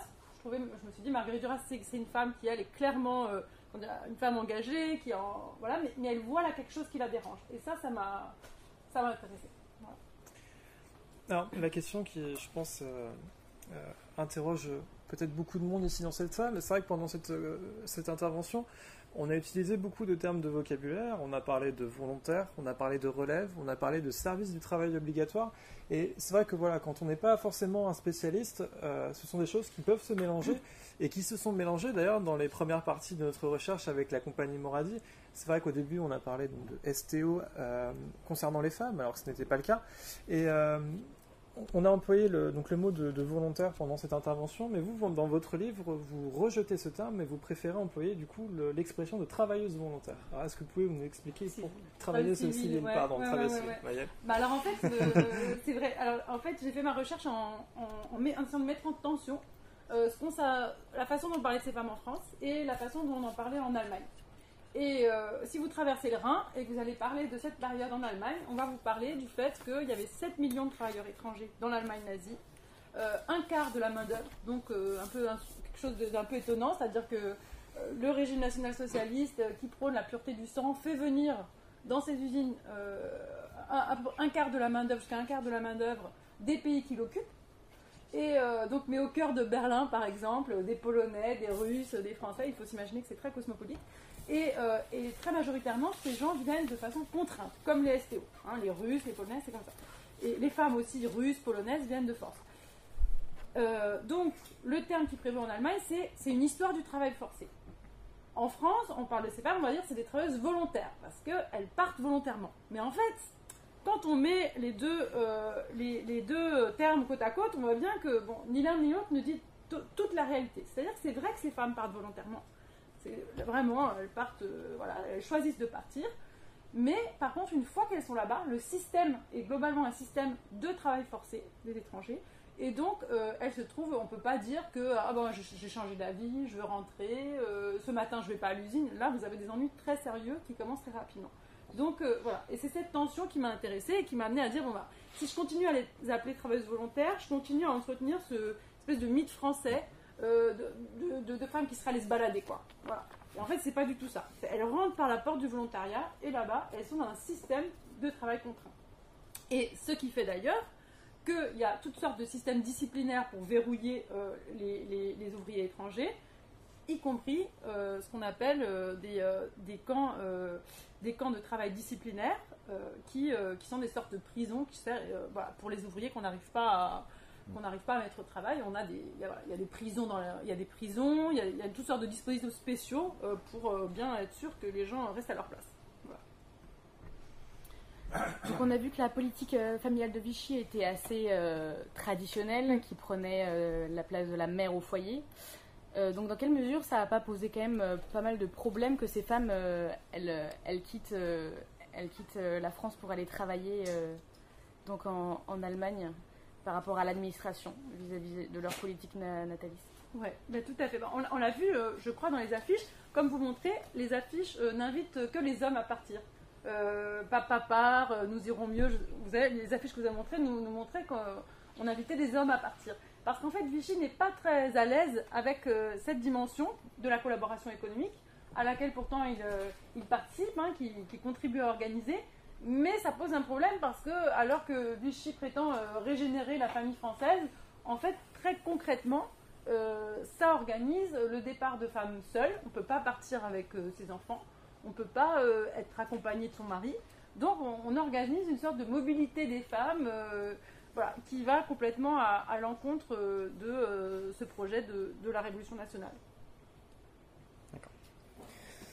Donc, une autre question. L'un des éléments qui frappe le plus dans l'histoire d'Yvette, c'est sa jeunesse au moment de son départ. Donc, on le rappelle, elle se marie à l'âge de 16 ans et demi en 1938. Et elle a donc 21 ans à son départ en 1943. Est-ce que ça a un profil atypique ou c'est quelque chose qu'on retrouve souvent dans les femmes qui partent travailler en Allemagne? Ouais, c'est très typique. Elles sont jeunes en fait. Elles sont jeunes, il y a un tiers qui sont mineurs. Ce sont des femmes, en général, elles ont moins de 30 ans, la plupart. Vraiment, elles sont jeunes, elles sont des femmes des classes populaires urbaines. Et elles... voilà, c'est tout à fait le profil, je veux dire. D'accord. Ouais. Parce que vous dites dans votre page qu'un tiers des femmes qui partent ont au moins un enfant. Aussi, C'est intéressant voilà. d'aborder cet aspect-là, puisque ça pas mal jeune, c'est intéressant de parler aussi de la situation. Je voudrais bien qu'on vienne sur les motivations qui pouvaient pousser les femmes au-delà des questions économiques. Quelles étaient les motivations qui pouvaient pousser ces femmes à faire ce choix, et notamment une mère. Moi, j'aimerais bien qu'on explique un peu ça. Donc, il y a un tiers des femmes qui partent, qui ont un enfant. Alors, elles se débrouillent, elles le mettent chez leur belle-sœur, chez leurs parents, parfois à l'assistance publique, qui à l'époque peut fonctionner aussi un peu comme garderie. Il ne faut pas s'imaginer que c'est comme l'assistance publique aujourd'hui. On peut reprendre ses enfants, les classes populaires le font avant la guerre de temps en temps. Et après, donc, pourquoi est-ce qu'elles choisissent de partir? En fait, je pense qu'il y a deux dimensions. Il y a des profils politiques, militants de la collaboration, mais il y en a très peu. Et puis, on va les trouver à la fin de la guerre, plutôt, vers 1944, des gens qui sont compromis et qui se disent, voilà la porte de sortie. Mais dans l'ensemble, c'est pas ça. Dans l'ensemble, c'est plutôt des femmes qui ont soit des motivations économiques, du genre, j'ai besoin d'un travail. Et il faut se dire que il y a du chômage pendant la guerre, notamment pour les femmes ouvrières. Et il y a aussi des motivations familiales, alors qui peuvent être dans deux sens. Il y a des femmes qui espèrent, et le régime de Vichy entretient beaucoup ça, rejoindre un mari prisonnier de guerre, rejoindre un frère au STO, etc. Bon, en fait, c'est pas tellement possible, mais on vous fait croire que c'est peut-être envisageable. Et par ailleurs, il y a des femmes qui sont dans des situations familiales inextricables, et là, c'est aussi une porte de sortie. C'est-à-dire que, étonnamment, on voit bien comment Vichy resserre les verrous de la famille, mais en même temps, si vous êtes mineur, vous pouvez partir en Allemagne sans l'autorisation de vos parents. Voilà, un peu étonnant. Si vous êtes marié et que vous en avez marre de votre mari, c'est dur de divorcer, mais par contre, vous pouvez partir travailler en Allemagne. Voilà. Oui, parce que ce qui est intéressant, c'est que alors qu'en France, il faut jusqu'en 1965 pour qu'une femme puisse décider librement si elle a le droit de travailler, sinon c'est le mari qui donne l'autorisation. Et là, en fait, ça ouvre une brèche où il n'y a pas besoin de l'accord du mari pour aller travailler en Allemagne. Exactement. Et il y a même des maris qui se plaignent que leur femme est partie et on la fait pas revenir. Oui, donc il y a bien cette question de suivre votre livre avec attention, de remettre en cause la place dans la famille, le fait de gagner une indépendance financière. On a tous finalement certaines formes d'émancipation dans ce contexte très particulier. Disons, il y aurait comme une brèche, une possibilité, une promesse de quelque chose. Après, ce qui se passe, c'est comme le montre l'exemple d'Yvette, c'est souvent assez sinistre et vraiment beaucoup plus contrasté, quoi. Mais je pense que pour plein de jeunes filles, ça apparaît comme une possibilité. Et il y a aussi des jeunes filles qui passent par des institutions type Bon Pasteur, qui se trouvent dans l'espèce de... ou même des femmes qui sont en camp d'internement. On leur dit, bon bah voilà, si vous voulez... ou qui se disent, si je veux partir de l'endroit où on m'enferme, ben, ça c'est une possibilité. Il y a ça aussi. Est-ce que comme pour les hommes français, les pays français, l'Allemagne avait l'envie d'avoir de la main-d'œuvre française féminine pour sa qualification? Non, parce que les femmes ne sont pas considérées comme qualifiées dans l'ensemble à cette époque. Mais par contre, je vois bien qu'elles sont mises à des postes spécifiques du type travail à la chaîne, répétitif et minutieux. Donc typiquement, elles vont visser les mêmes boulons. Voilà. Et elles sont moins payées d'ailleurs que les hommes du STO, parce que les hommes du STO, ils sont payés quand même. Hein. Mais elles sont moins bien payées. Voilà. Madame a fait la transition parfaite pour le coup, parce que c'est vrai qu'on avait toute une liste de questions, mais on n'est pas les seuls à s'interroger, c'est bien vrai. Donc, si vous avez des questions, on peut déjà commencer par échanger comme vous l'avez fait à l'instant. Donc, n'hésitez pas à lever la main et puis à poser votre question, soit nous-mêmes par rapport à la recherche, soit même Camille Faurou par rapport à des sujets plus spécifiques peut-être, et sur lesquels elle pourra vous répondre. Moi, je me permets, je suis vous m'excusez, je suis accrochée. Je voulais revenir sur l'histoire du camp. Qu'est-ce que vous en pensez du fait pourquoi elle est envoyée à Vienne en particulier, selon vous? Pourquoi ce camp? Est-ce que vraiment vous pensez qu'elle a pu ne pas vivre sur le camp, mais être hébergée sur son lieu de travail? Enfin, ça, c'est un des endroits que j'aimerais bien vous éclairer. Alors, en général, les endroits où on est envoyé sont comme jumelés avec le point de départ. C'est-à-dire que, par exemple, les gens de Paris partent à Berlin. Donc, voilà. Donc, il y a comme des sortes de binômes. Et l'endroit où vous allez dépend largement de l'endroit où vous êtes recruté. Voilà. Et donc, il y a du monde à Vienne. Alors, le terme de camp de travail, en fait, il faut se dire que tous les travailleurs étrangers sont hébergés en camp. Voilà. Ça, c'est la base parce que c'est justement un des leviers de contrôle qu'on a pour ces personnes-là. C'est qu'on ne va pas leur permettre d'avoir un appartement indépendant. Comme ça, on est sûr que le jour où vous décidez de ne pas vous lever ou d'essayer de flémarder un peu, eh bien, on sait où est votre lit et on va vous chercher et on vous amène à l'usine. Voilà. Ce qu'il y a, c'est que si vraiment vous êtes repéré pour être quelqu'un qui se dérobe au travail, alors là, l'étape d'après, ça peut être ce qu'on appelle un camp d'éducation par le travail, c'est une autre chose. Des camps disciplinaires en fait, où on vous envoie 2 semaines, 3 semaines, 3 mois de façon punitive. Voilà, c'est pas la même chose. Tout le monde est en camp de travail, et après il y a comme des sortes de prisons, des camps spéciaux pour ceux qui renaclent. Voilà. Ce que j'ai remarqué, c'est que les seules personnes qui semblent échapper à ce contexte global de camp d'hébergement en fait, d'hébergement collectif, c'est les personnes qui sont employées justement dans les restaurants, dans l'hôtellerie. Et souvent, là, sont des personnes qui sont logées sur place parce qu'il y a une possibilité d'avoir une chambre pour les femmes de chambre, pour les cuisinières, des choses comme ça. Voilà. Je voudrais juste apporter un complément à ce que vous venez de dire.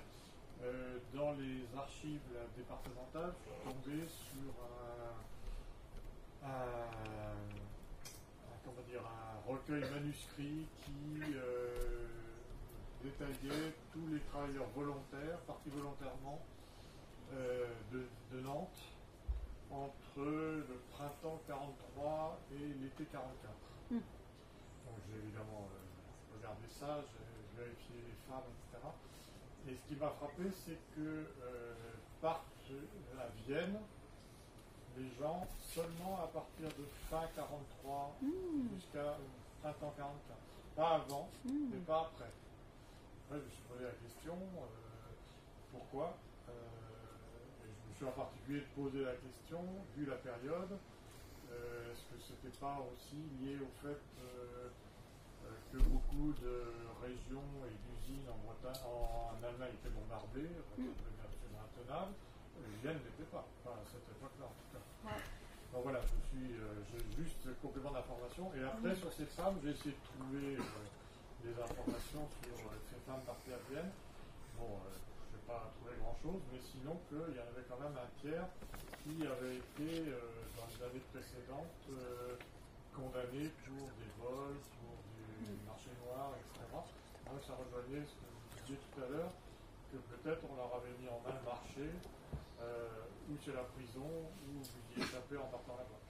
C'est vrai. En même temps, là j'ai l'impression que c'est surreprésenté, parce que moi, dans la stat que j'ai faite, il y a une enquête de police systématique, rétrospective, et j'en vois 5% qui ont... Donc voilà, à la fois c'est vrai, mais ce chantage, il est dans l'ensemble pas la norme. Voilà. Mais c'est intéressant parce que ça laisse penser qu'elle est vraiment partie fin 43 alors. Oui. Si Vienne c'est une destination fin 43, parce que ça correspond. Ouais. Bon, bien sûr, elle n'apparaît pas sur les listes, ça Voilà. c'est trop beau.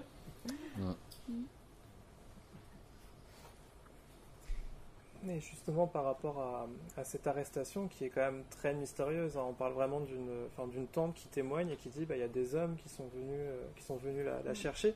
Et alors on a émis quelques hypothèses effectivement, mais est-ce qu'on pouvait vraiment venir chercher des femmes à leur domicile pour leur dire vous avez signé un contrat de travail, veuillez nous suivre, parce que c'est vrai que Sylvain Maresca a mentionné la police française qui effectivement n'était pas très diligente, on va dire, de ce point de vue-là. Mais est-ce qu'on aurait pu imaginer avoir, je ne sais pas, des Allemands, par exemple, des sections de travail allemandes qui pouvaient venir chercher des citoyens français chez eux et leur dire, vous avez signé un contrat, venez avec nous. Moi, j'ai pas vu ça. J'ai pas vu ça du tout. Par contre, j'imagine bien que si on doit 1000 francs, on peut venir vous chercher pour les récupérer, et après, si vous ne pouvez pas les rendre, on peut vous faire du chantage. Ça, je peux imaginer quelque chose comme ça. Mais... voilà, mais c'est vrai que les femmes, on n'a pas la possibilité, comme les réfractaires du STO par exemple, de leur mettre la main dessus et de leur dire maintenant c'est ça le train. Voilà, ça on ne peut pas avec les femmes. Voilà. Donc pas d'interpellation physique. Pas d'interpellation physique et puis il n'y a pas de rafle par exemple de femmes, ça il n'y a pas. Et je le dis même en regardant les dossiers des femmes qui après la guerre disent moi je suis pas une volontaire, voilà ce qui m'est arrivé. Et ça j'en ai regardé pas mal. Donc là je vois tous les cas qui rentrent pas, tous les gens qui disent mais moi ma situation est particulière et j'ai pas vu d'histoire comme ça. Donc je me dis là quand même voilà. Ça veut dire qu'on peut remettre, on peut questionner du coup cet endroit de son départ. Moi du coup j'en arrive à la question, c'est-elle fait arrêter, enfin dans quelles conditions elle a envoyé à pied? Est-ce que finalement elle va de son plein gré? Finalement non. Est-ce que ça laisse flotter une question là? Le cas général, c'est le plein gré. Voilà. Ouais, ça c'est le cas général. Et le plein gré avec des circonstances difficiles, avec ce que ça veut dire de se débattre avec la misère et tout ça, hein. Oui. Mais voilà. Elle aurait pu décider finalement de...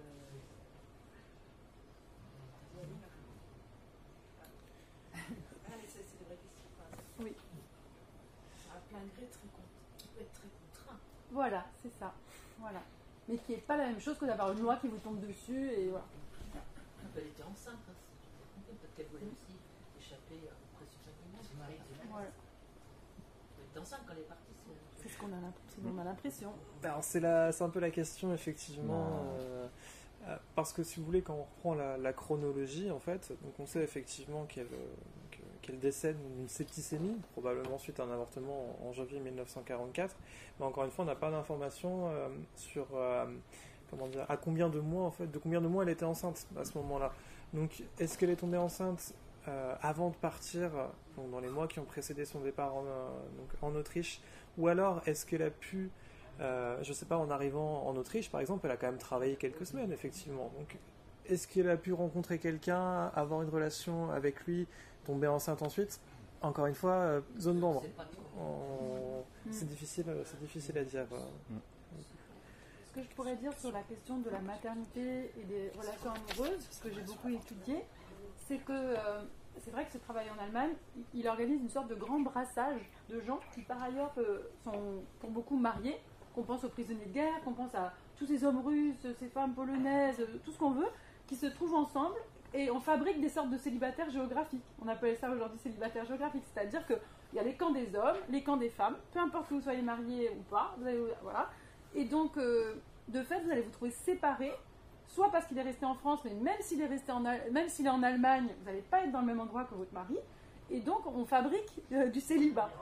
Des rencontres, voilà. Et donc, ces gens-là, alors même que vivre ensemble est impossible, le cadre normal du foyer est suspendu, eh bien, il va y avoir des rencontres. Et donc, ça fait des gens qui se trouvent après, quand ils rentrent en France, et c'est les femmes qui vont beaucoup porter ça, disqualifiés socialement, discrédités du point de vue de la morale, mais alors qu'on oublie que le cadre même du travail en Allemagne, eh bien, il fait des situations hors normes, puisqu'il fait des femmes, des célibataires même quand elles sont mariées. Par exemple, il y a beaucoup de femmes qui tombent enceintes là-bas, parce qu'elles rencontrent, alors on s'imagine toujours, en France on dit toujours des Allemands, mais en fait souvent elles rencontrent des Belges, des Français, je sais pas quoi. Et elles tombent enceintes là-bas, et elles ne peuvent pas se marier, parce qu'en fait on ne peut pas faire les papiers là-bas. Et donc elles vont se trouver dans cette situation où on ne peut pas se marier, et on est de plus en plus enceinte, et hop, on accouche, et là on devient une mère célibataire, ce qui à l'époque est vraiment terrible, quoi. Donc les avortements là-bas, ils sont aussi à prendre dans cette logique-là, que les cadres habituels de la famille sont plus possibles. Mais les relations continuent, l'amour arrive toujours, la sexualité se produit, voilà. Et à l'époque, dans les classes populaires, la sexualité, elle existe, c'est juste qu'on rattrape ça par le mariage souvent. Alors là, on ne peut pas rattraper les choses par le mariage, donc ça ouvre une brèche. Et ces femmes sont revenues avec leurs enfants, respectivement dans leur pays. Voilà. Et alors en plus, si le père est d'une autre nationalité, et ben l'Ukrainien il rentre en Ukraine, la Française, et alors là, voilà. Ouais. Et c'est ce qu'elle raconte, Marguerite Duras, hein, c'est les femmes qui rentrent enceintes. Tout le monde pense que c'est le père est un boche, mais les Allemands ils sont en France, ils ne sont pas en Allemagne. Pendant la guerre. Les soldats allemands ils ne sont pas en Allemagne. Et est-ce qu'il y avait une politique particulière des autorités nazies, puisque c'était quand même des travailleuses, être enceinte dans ces cadres-là, ça ne devait pas être optimal pour eux, très concrètement en termes de rentabilité. Donc est-ce qu'il y avait est-ce qu'ils encourageaient l'avortement? Qu'est-ce qu'ils faisaient de leurs enfants? Est-ce qu'ils les renvoyaient Alors là, ce qui joue beaucoup, c'est la question des hiérarchies raciales. Parce que pour les Allemands, il y a toute une hiérarchie entre les étrangers. Donc bien sûr les Juifs tout en bas, qu'ils soient étrangers ou pas d'ailleurs, mais disons il y a les Russes, les Polonais, et alors être française c'est un peu mieux. Voilà. Donc pour les Russes et les Polonaises, on a des avortements forcés, voilà, contraints. On a des sortes d'endroits pour mettre les enfants qui en fait sont des endroits où les enfants meurent, en fait, qui sont des fausses crèches, voilà, des sortes de fausses crèches. Et les Françaises, elles sont un peu au-dessus. Donc moi, dans le cas que j'ai vu, elles ont l'interdiction de l'avortement, comme les Allemandes, parce que racialement, leur maternité a de la valeur. Voilà. Mais par contre, c'est quand même pas des Allemandes, donc il faut qu'elles aillent bosser. Donc on va mettre leurs enfants dans des espèces de crèches d'entreprise. Et là, moi, ce que j'ai vu, j'ai fait un petit exemple, mais c'était une première étude sur quelque chose qui n'avait pas été fait. J'ai vu un exemple de Siemens, et là, en fait, on voit que les mères sont de plus en plus séparées, les enfants de plus en plus malnutris, il y a des taux de mortalité qui augmentent dans ces espèces de, ce qu'ils appellent, des lieux d'accueil pour les enfants. Ce n'est pas des Lebensborn. Pardon? Ce ne sont pas les Non, c'est pas les Lebensborn, non. Ouais. C'est presque paradoxal, en fait, quand on y repense. C'est vrai que là, on parle vraiment d'une politique vis-à-vis des Slaves, notamment, qui était très claire. Les femmes seront avortées quoi qu'il arrive parce que c'est une sous-race entre guillemets pour les nazis à l'époque, mais au final on en revient un peu au même. Le fait de mettre des enfants dans des crèches pour les faire mourir, Enfin, c'est le résultat est là derrière. C'est tout le paradoxe de la politique nazie qui essaie du coup d'expliquer, mais on comprend pas trop au final. Les Français sont un peu préservés, c'est pas les mêmes taux de mortalité que celui des enfants russes. Mais à la fin de la guerre, je vois que le truc se dégrade complètement. Voilà. Il y avait une question par ici. Ouais. Comment vous abordez la question du viol au sein de vos travaux? Est-ce que c'est parce que j'imagine que ça a dû arriver et qu'il y a dû avoir des enfants du coup nés de ces viols? Donc comment vous l'abordez dans vos travaux? Je l'aborde pas. Ouais. Et pourquoi je l'aborde pas? Parce que en fait, ma méthode, ça a été d'utiliser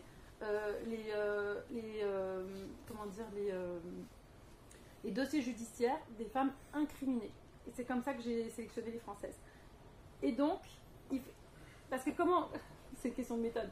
Mais quand il y a un Belge qui est incriminé pour viol, eh ben, je ne vais pas savoir, en regardant le nom de la personne incriminée, qu'il y a une Française dans l'affaire. Parce que les dossiers sont classés par nom de personnes incriminées. Donc moi, ce que j'ai fait, c'est que j'ai pris tous les dossiers de femmes françaises. Et ça, c'était super utile. Je veux dire, je partais d'une histoire de vol de sac à main. Et j'arrivais vraiment dans la vie d'une femme, avec toutes... les 24 heures qu'elle avait passées avant de se faire arrêter, tout ça. Mais par contre, le point aveugle, c'est que les offenses et les crimes qui leur sont faits à elles, je les atteins pas par là. Donc, c'est un angle mort, en fait. Moi, j'avais une petite question sur le côté allemand, puisqu'on est dans le cadre d'une fête de l'Europe et aussi d'une volonté d'aller de l'avant sur le volet franco-allemand, et notamment dans le monde universitaire. Est-ce que les universitaires qui travaillent sur ces sujets sont en correspondance avec des universitaires allemands? Est-ce que vous faites avancer le schmilblick en comparant vos analyses? Ah oui, beaucoup. Donc moi j'ai fait beaucoup d'archives en Allemagne, j'étais en lien avec des chercheurs allemands, et eux ça les intéressait beaucoup parce que eux, comme ils ont cette focale de travail forcé, ils étaient très centrés sur les Slaves, les Russes, les Polonais, les histoires les plus dramatiques, qui ont été celles autour desquelles sont noués les enjeux politiques, scientifiques et tout ça. Et donc mon histoire, qui est un peu plus bizarre, de femmes qui partent comme volontaires, qui sont maltraitées, mais moins maltraitées que les autres et tout, c'était quelque chose qu'ils n'avaient pas vu. Et donc ça les intéresse. Ouais. Bon, moi je vais vous poser une autre question.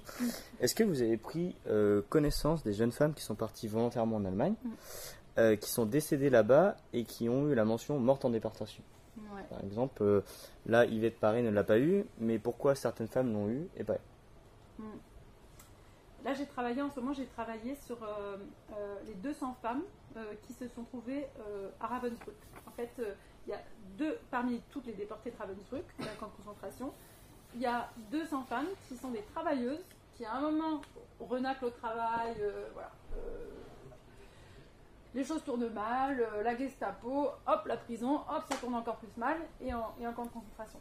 Et donc, on en a identifié 200. Et en fait, déjà, elles étaient très absentes. Les propos des résistantes à leur égard étaient souvent assez caricaturaux. Quand on regarde les mémoires, par exemple, de femmes qui, par ailleurs, sont des femmes très estimables, hein, mais comme, comment elle s'appelle, l'ethnologue Germaine Thion, pardon, voilà. Comme Germaine Thion, elle va raconter l'histoire de ces femmes avec du mépris et des préjugés, on peut dire. Et donc elles ont pas fait partie des associations de résistantes, par exemple, après la guerre, ou des associations d'anciennes déportées. Et donc j'ai l'impression qu'il y en a très peu qui ont réussi à avoir le titre de déportée, même celles qui se trouvent vraiment en camp de concentration à Ravensbrück. Voilà. Ouais, elles ne rentrent pas dans les cases, en gros. La case n'est pas faite pour elles. D'accord. Voilà. J'en connais une qui a réussi à l'obtenir, mais il semble que c'est parce qu'elle n'a pas signé son contrat, mais que c'est sa mère qui l'a signé à sa place. Et que du coup, le simple fait qu'il n'y ait pas eu la signature sur le contrat l'aurait comme disculpé. Mais voilà. Après, il faudrait regarder. Là, il y aura un petit mémoire de master à faire. Voilà. C'est des volontaires, justement. Des volontaires dans la salle, je prends. C'est reparti. Oui, est-ce qu'il y a d'autres questions encore, peut-être? Moi, j'ai une question très concrète. Si on veut espérer savoir quelque chose de plus concret sur ce qui est arrivé à Yvette Paré, où est-ce qu'il faut chercher d'autre que ce qu'on a déjà fait? Je pense à Vienne.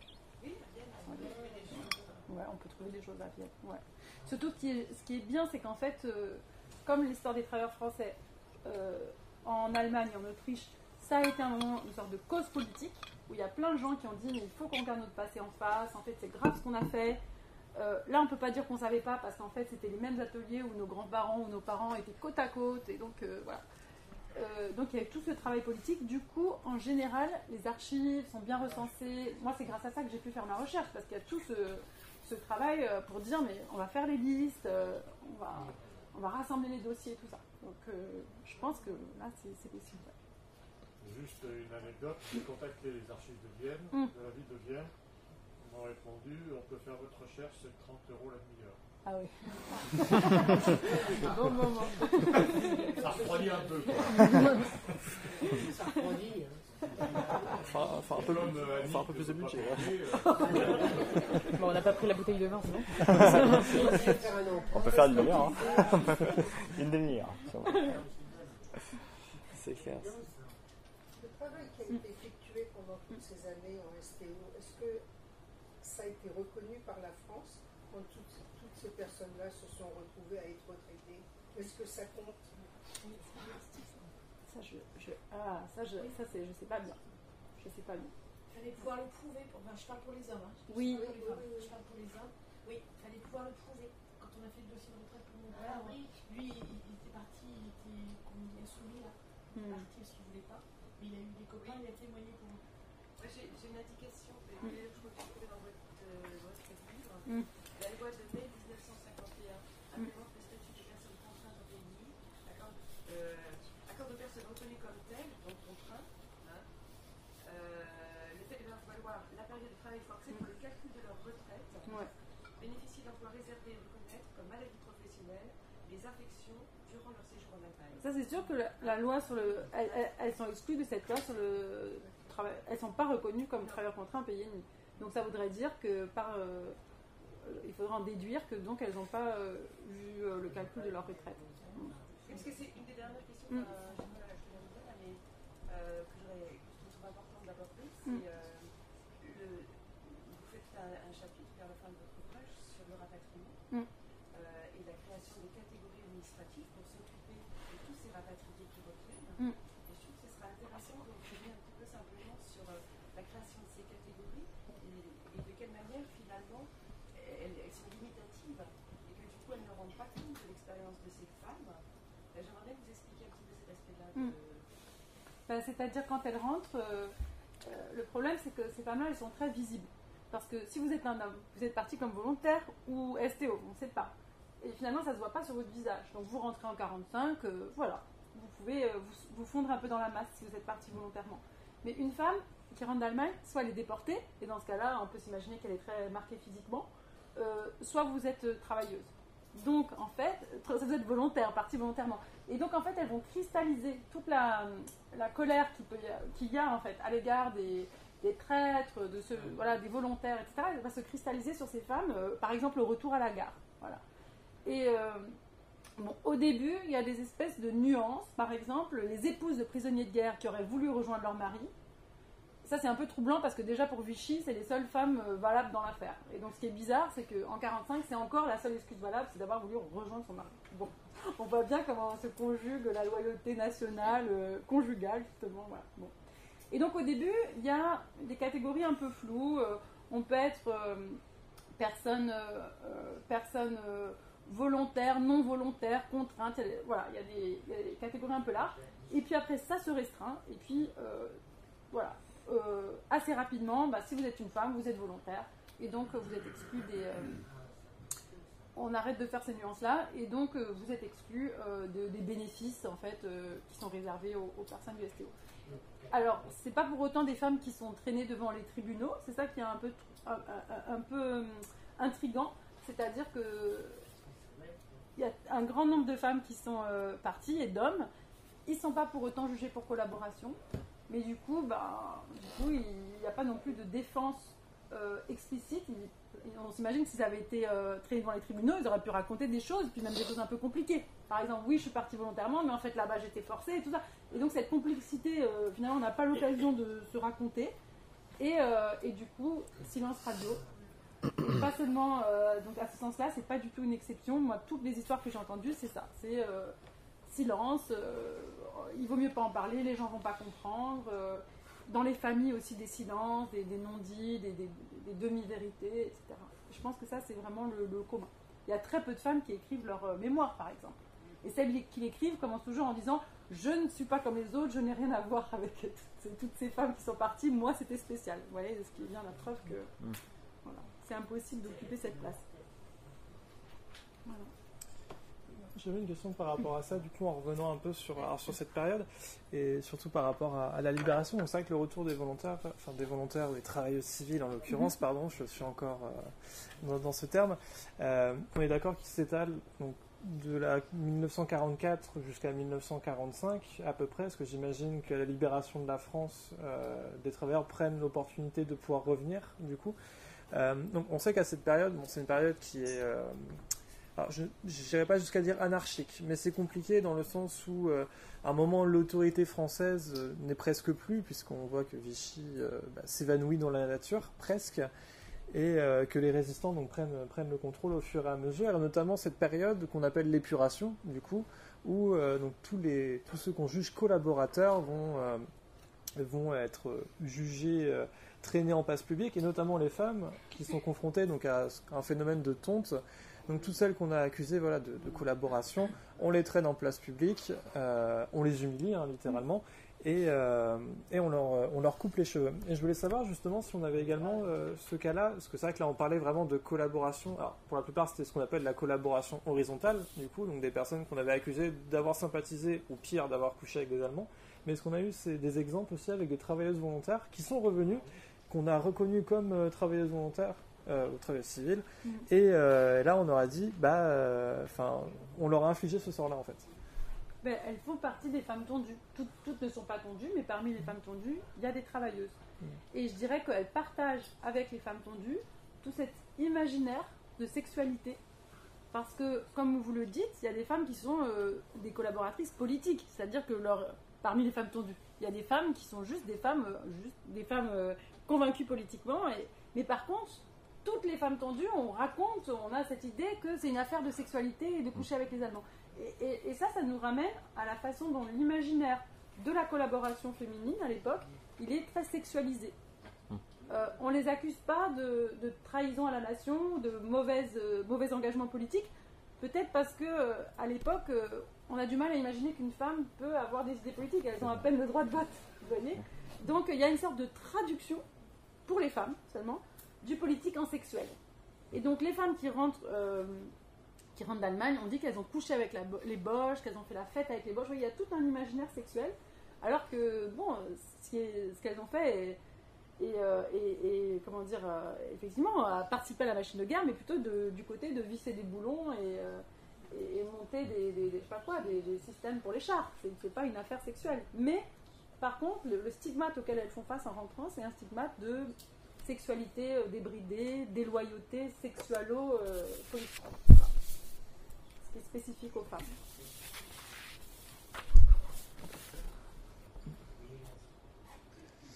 Dans votre livre, tout le travail, c'est dès l'ouverture de livre qui est venu, on considère que ces femmes, à leur retour, sont considérées comme des prostituées. Et comment, en fait, tout le travail va consister à détricoter en fait, cette idée de prostituée, pour aussi passer par en fait l'angle de leur romance, mais en fait en amont dans le livre sur le STO de Patrice Arnaud et Raphaël Spina, ils ont essayé d'ouvrir la brèche.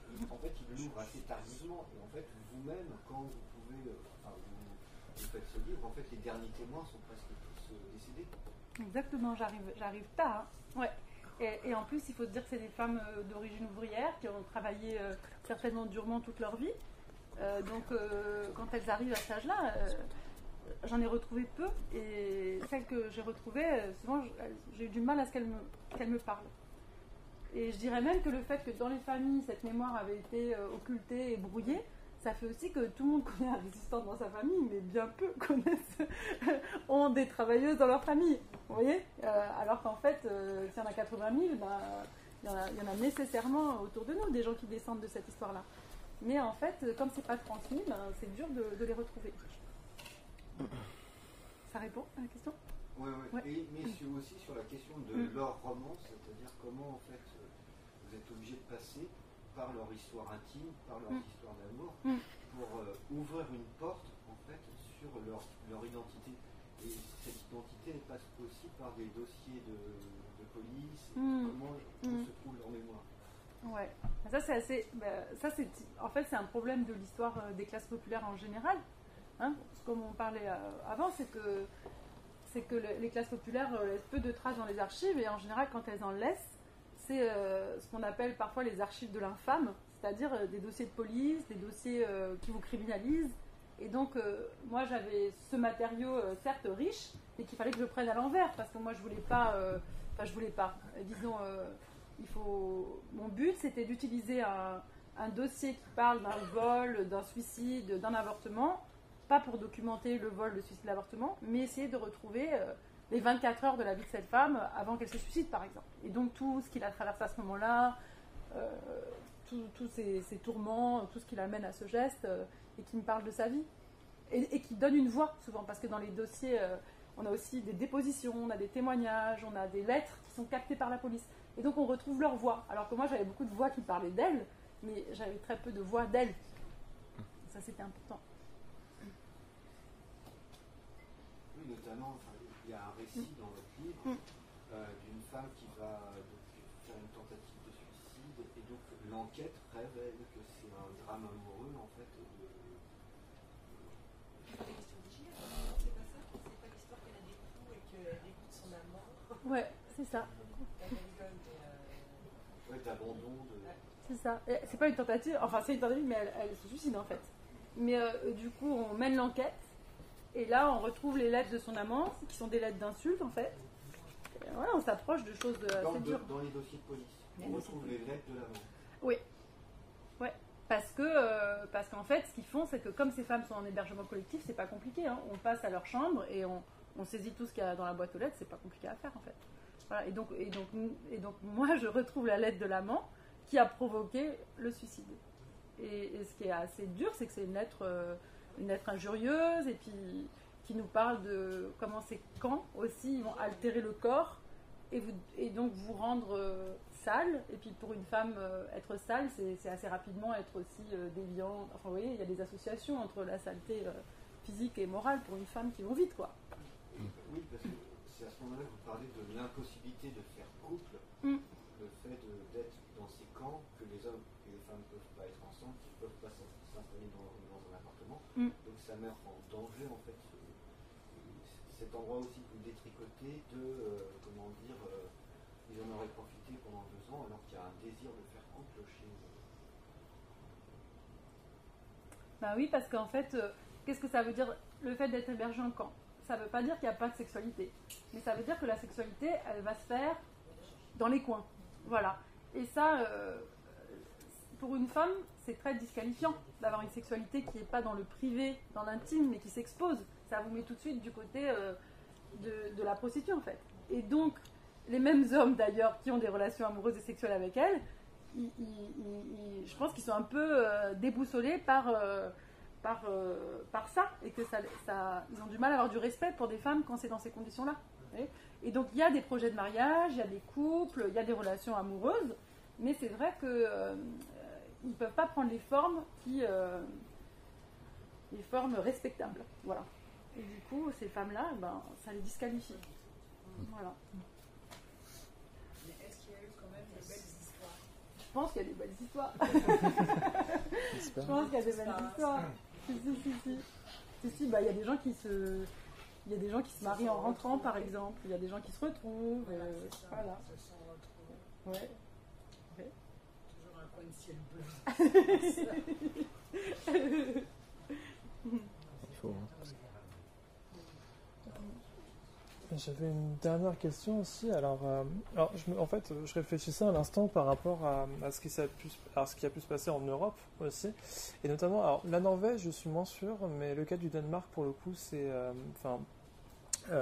pour revenir en fait sur le cas du Danemark pendant la Seconde Guerre mondiale, Un peu comme Vichy d'ailleurs, on avait un régime qui n'a pas été remplacé en fait par l'occupant nazi. C'était un régime à part entière, certes affilié du coup au Reich. Et est-ce que vous vous êtes renseigné, est-ce que vous avez eu peut-être connaissance de travaux qui justement ont abordé cette question du travail des femmes aussi, qui auraient pu également aller travailler en Allemagne et qui seraient revenues chez elles.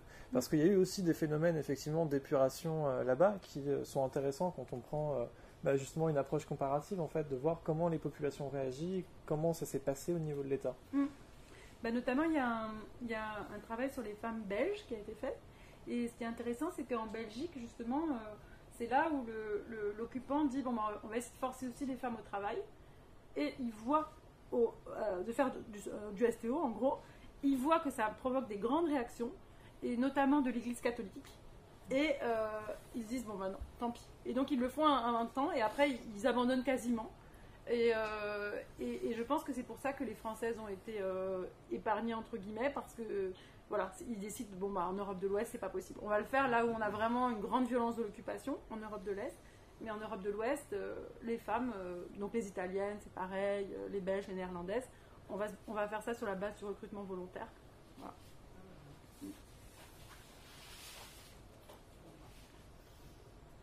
Est-ce qu'on a encore des questions peut-être? Anne, tu voulais rajouter une chose?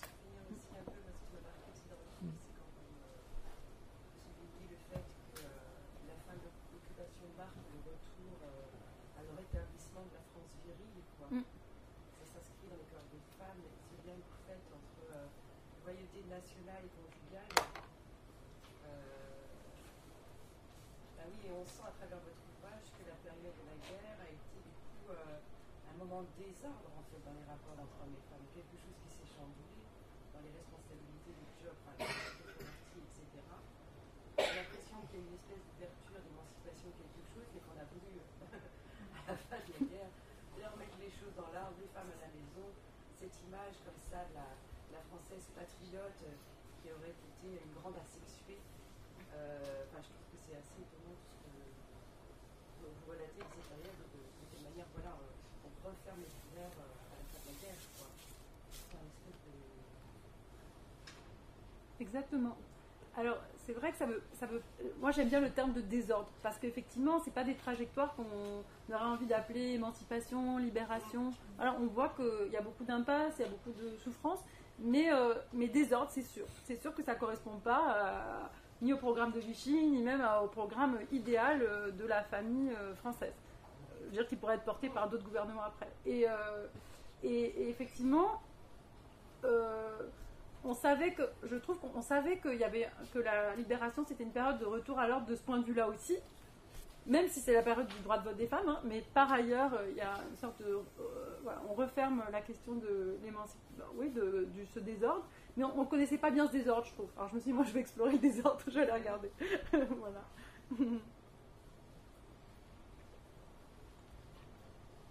Est-ce qu'on a d'autres questions pour terminer? Parce qu'il est 15h56.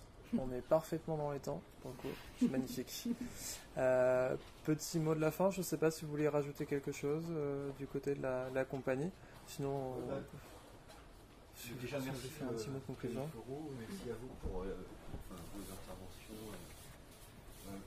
Merci d'avoir eu la curiosité de venir. En fait, juste aussi pour dire que c'est une étape, comme je disais au départ, c'est-à-dire qu'on a le projet de faire peut-être le théâtre à partir de cette enquête, dont on ne sait pas, les discussions vont commencer. On essaye de relier plusieurs choses, entre, je pense, la fascination aussi pour la recherche, les croisements aussi, pour nous l'apport de votre livre, ça a été aussi fondamental de sentir qu'il y avait un lien avec cette dimension des romances. Alors, je pense à ça aussi, parce que cet été, on va faire donc, des invitations dans le quartier du Breil. Donc, fin juin, donc au RIG, on va faire venir une chanteuse viennoise donc, qui a passé son enfance à Vienne. Donc, je pense qu'elle chante en dialecte viennois. Mais elle parle très bien français. Et elle joue avec un ukulélé. Donc voilà. Donc on continue des invitations en lien. Nancy qui était présente aussi, on va l'inviter autour aussi de son travail de plasticienne et surtout de liste d'artistes. Enfin voilà. Et puis, aux Journées européennes, on fera une première présentation de ce qui pourrait être une conférence théâtrale. Aujourd'hui, Donc, du patrimoine. Oh, journée du... j'ai dit quoi? Oui, européenne, mais t'as pas fini. Ah oui, oui, journée européenne du patrimoine et du patrimoine, maintenant on a fait. Enfin voilà. Donc les choses avancent comme ça à ce rythme. Et c'est vrai que dans un sens, c'est aussi ce dialogue avec vous, les questions que vous posez. Et puis c'est parce que c'est vrai que c'est aussi une lutte sur un sujet particulier et qu'en fait on se rend compte que ça remue des choses. Et donc c'est tous ces endroits-là aussi qu'on doit questionner. Enfin voilà, merci beaucoup de votre présence. Merci.